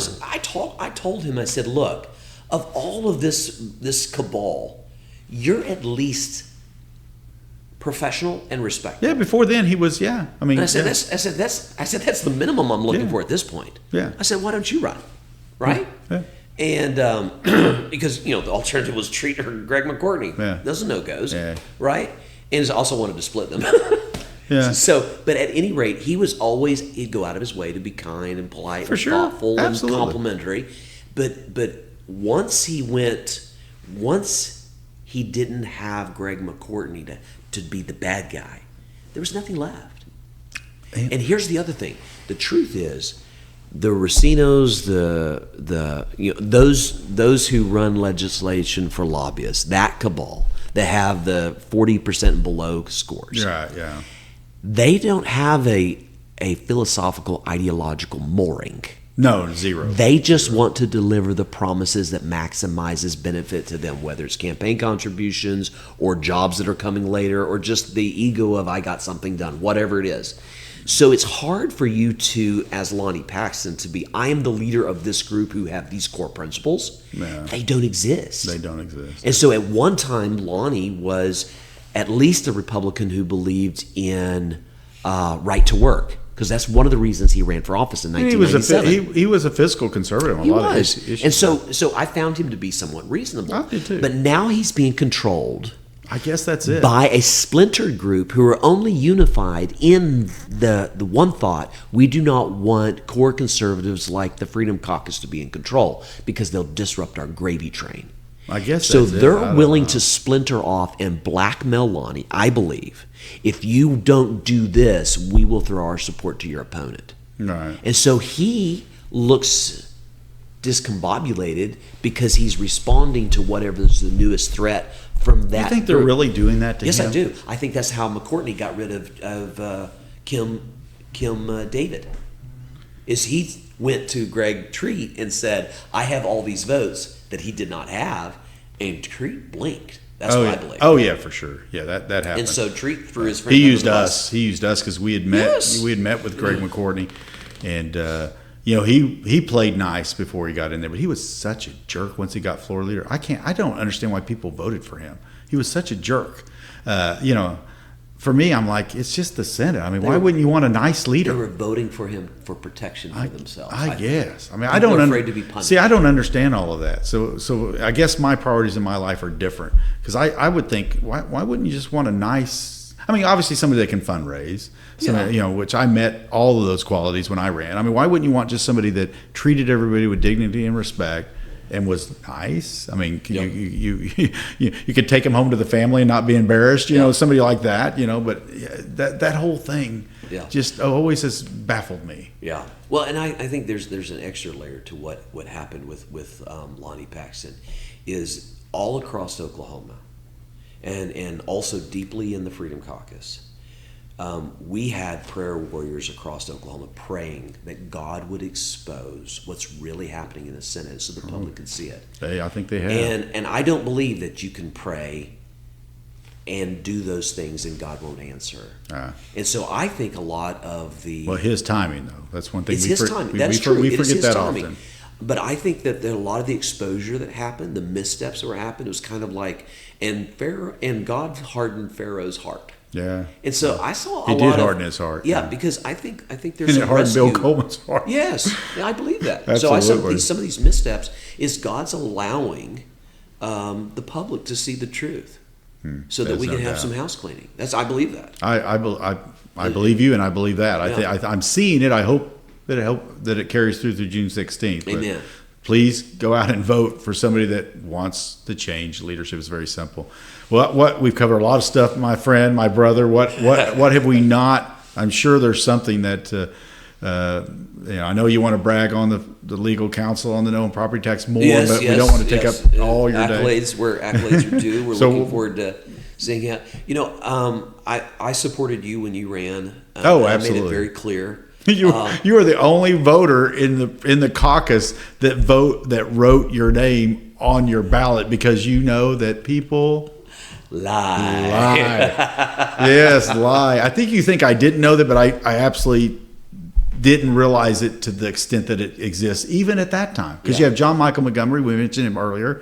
Not the worst guy in the world, but he took a $150,000 job that he wasn't qualified for in order to vote for Tree. Yep. You have Chris Kidd, who knows, he probably sold a kidney. Who knows what he did. And you have Roger Thompson, that whole deal over Greg McCourtney. I mean, these people, it's life's like so life's short. Wrapped up in being a senator. For example, you, let me be very clear. In my mind, you are a Renaissance man. You're well accomplished. You've got patents that you filed. You've had multiple businesses that have been very successful, international businesses. You've written 2 books that I'm aware of. Only one published so far, but the other one's close. So, and you got a law degree, while the rest of us were just doing Senate. You also got a law degree from Syracuse. So you and you're a successful father with kids that are well balanced and delightful to be around. So you haven't neglected your family while you're doing all these other things. Well, thank you, Shane. Tremendously talented. Thank you, Shane. Appreciate that. And your talent, ditto. your talent was squandered by lesser men who was one-dimensional, wrapped themselves in somebody else's mantle that they didn't merit, and their only contribution was been able to be a stumbling block for the talent that could have blessed Oklahoma. Well, so I was proud to support you. I also supported David Bullard. Those were the alternatives to this wicked cabal that we're against. It is wicked is the right name. But like you alluded to, man, it's so shallow. It is shallow. It's like if that's They're all wrapped up into this, and what they don't understand is those lobbyists who are feigning to be their BFFs will lose their cell phone number the moment their title drops off. The moment they're off. That's a fact. Yeah. I haven't heard from any lobbies. Well, now you still are. But in a few months. November. But here's the thing. I served in the House of Representatives for 6 years. Yeah. And Yeah, I you know saw that that happen, if I had yeah. a policy question, I'd pick up the phone and Oh, call yeah. a lobbyist Oh, because yeah. I know they were expert because they represented. No return phone call, Oh, but guess yeah, what? I yeah. thought, oh, maybe they lost my number. Benefit of the doubt. 10 years out, I'm working in the Trump administration at U.S. Mm-hmm. Treasury as an appointee. I'm running a small financial loan fund.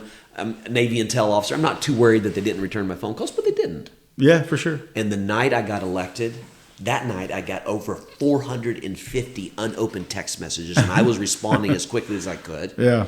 And all of those lobbyists, every single one that never called me back, called me that night. Congratulate how excited they were coming back. Oh, did I miss your phone call center, Jett, like 3 years ago? Yeah, for a decade. Yeah. I didn't call them all the time, but I Right. did notice when I'd pick up the phone and had a question that was relevant to whatever I was doing at that moment, they didn't call me back. No, they didn't need me. Well, they don't need you. I mean, that's their job. I mean, but what's the disappointing thing is not that to me. Disappointed is the people that go up there and serve that think that this is some kind of huge thing in life. Yes. I mean, it is an accomplishment. Yeah. I admire that. But the lobbyists don't give a crap. Right. You're a tool for them, and I don't fault them for that. Yeah. Just like I don't fault the businesses that take advantage of moronic senators that give them free money. Yes, yes. So these lobbyists are just doing their the job. lobbyists respect all those No, the they shills have, that they run have their no legislation. respect. I'll tell you for They're a like fact. coin operated. I tell you for a fact they have zero respect. That's true. But you know what? They prefer them. Of course, because it makes their job easier. They prefer them because he just takes a text message, not a steak dinner. That's and right. So, but if it takes a steak dinner, it takes a steak dinner. Yeah. You know, but yeah. Well, we have covered a lot of stuff, Shane, and your kids are going to get mad if I keep you much longer. But what any other thoughts? Anything that we didn't cover that you want to shout out about? Well, I'm excited about State Question 843, and Yeah, me too. really appreciate you having your law degree ready to Yeah. present. Seems like I got it for that purpose. That's the only thing I've done. How many state senators how many lawyers do you know that their very first case presented in a court was at the Oklahoma Supreme Court? Well, Mike Reynolds told me yesterday there has been one. I think it's just you. And it was me. That's what he said. So I'll take Mike Reynolds. He's a good guy. I trust him. Yeah. I don't, but it wasn't, Shane, it wasn't on purpose, but it's God's timing. I think the world's of Kevin Calvey, but, family comes first for him. God love him. God bless him for that. And so, and he was immensely helpful to me in this first big case of mine. Yep. So, but that was awesome. But let's do this more often. Let's do it. And when you get your podcast going out in Shawnee, tell me. I'll be there. But nice to have you on, brother. Thank you, brother. All right. Appreciate it, See Rob. you. Bye.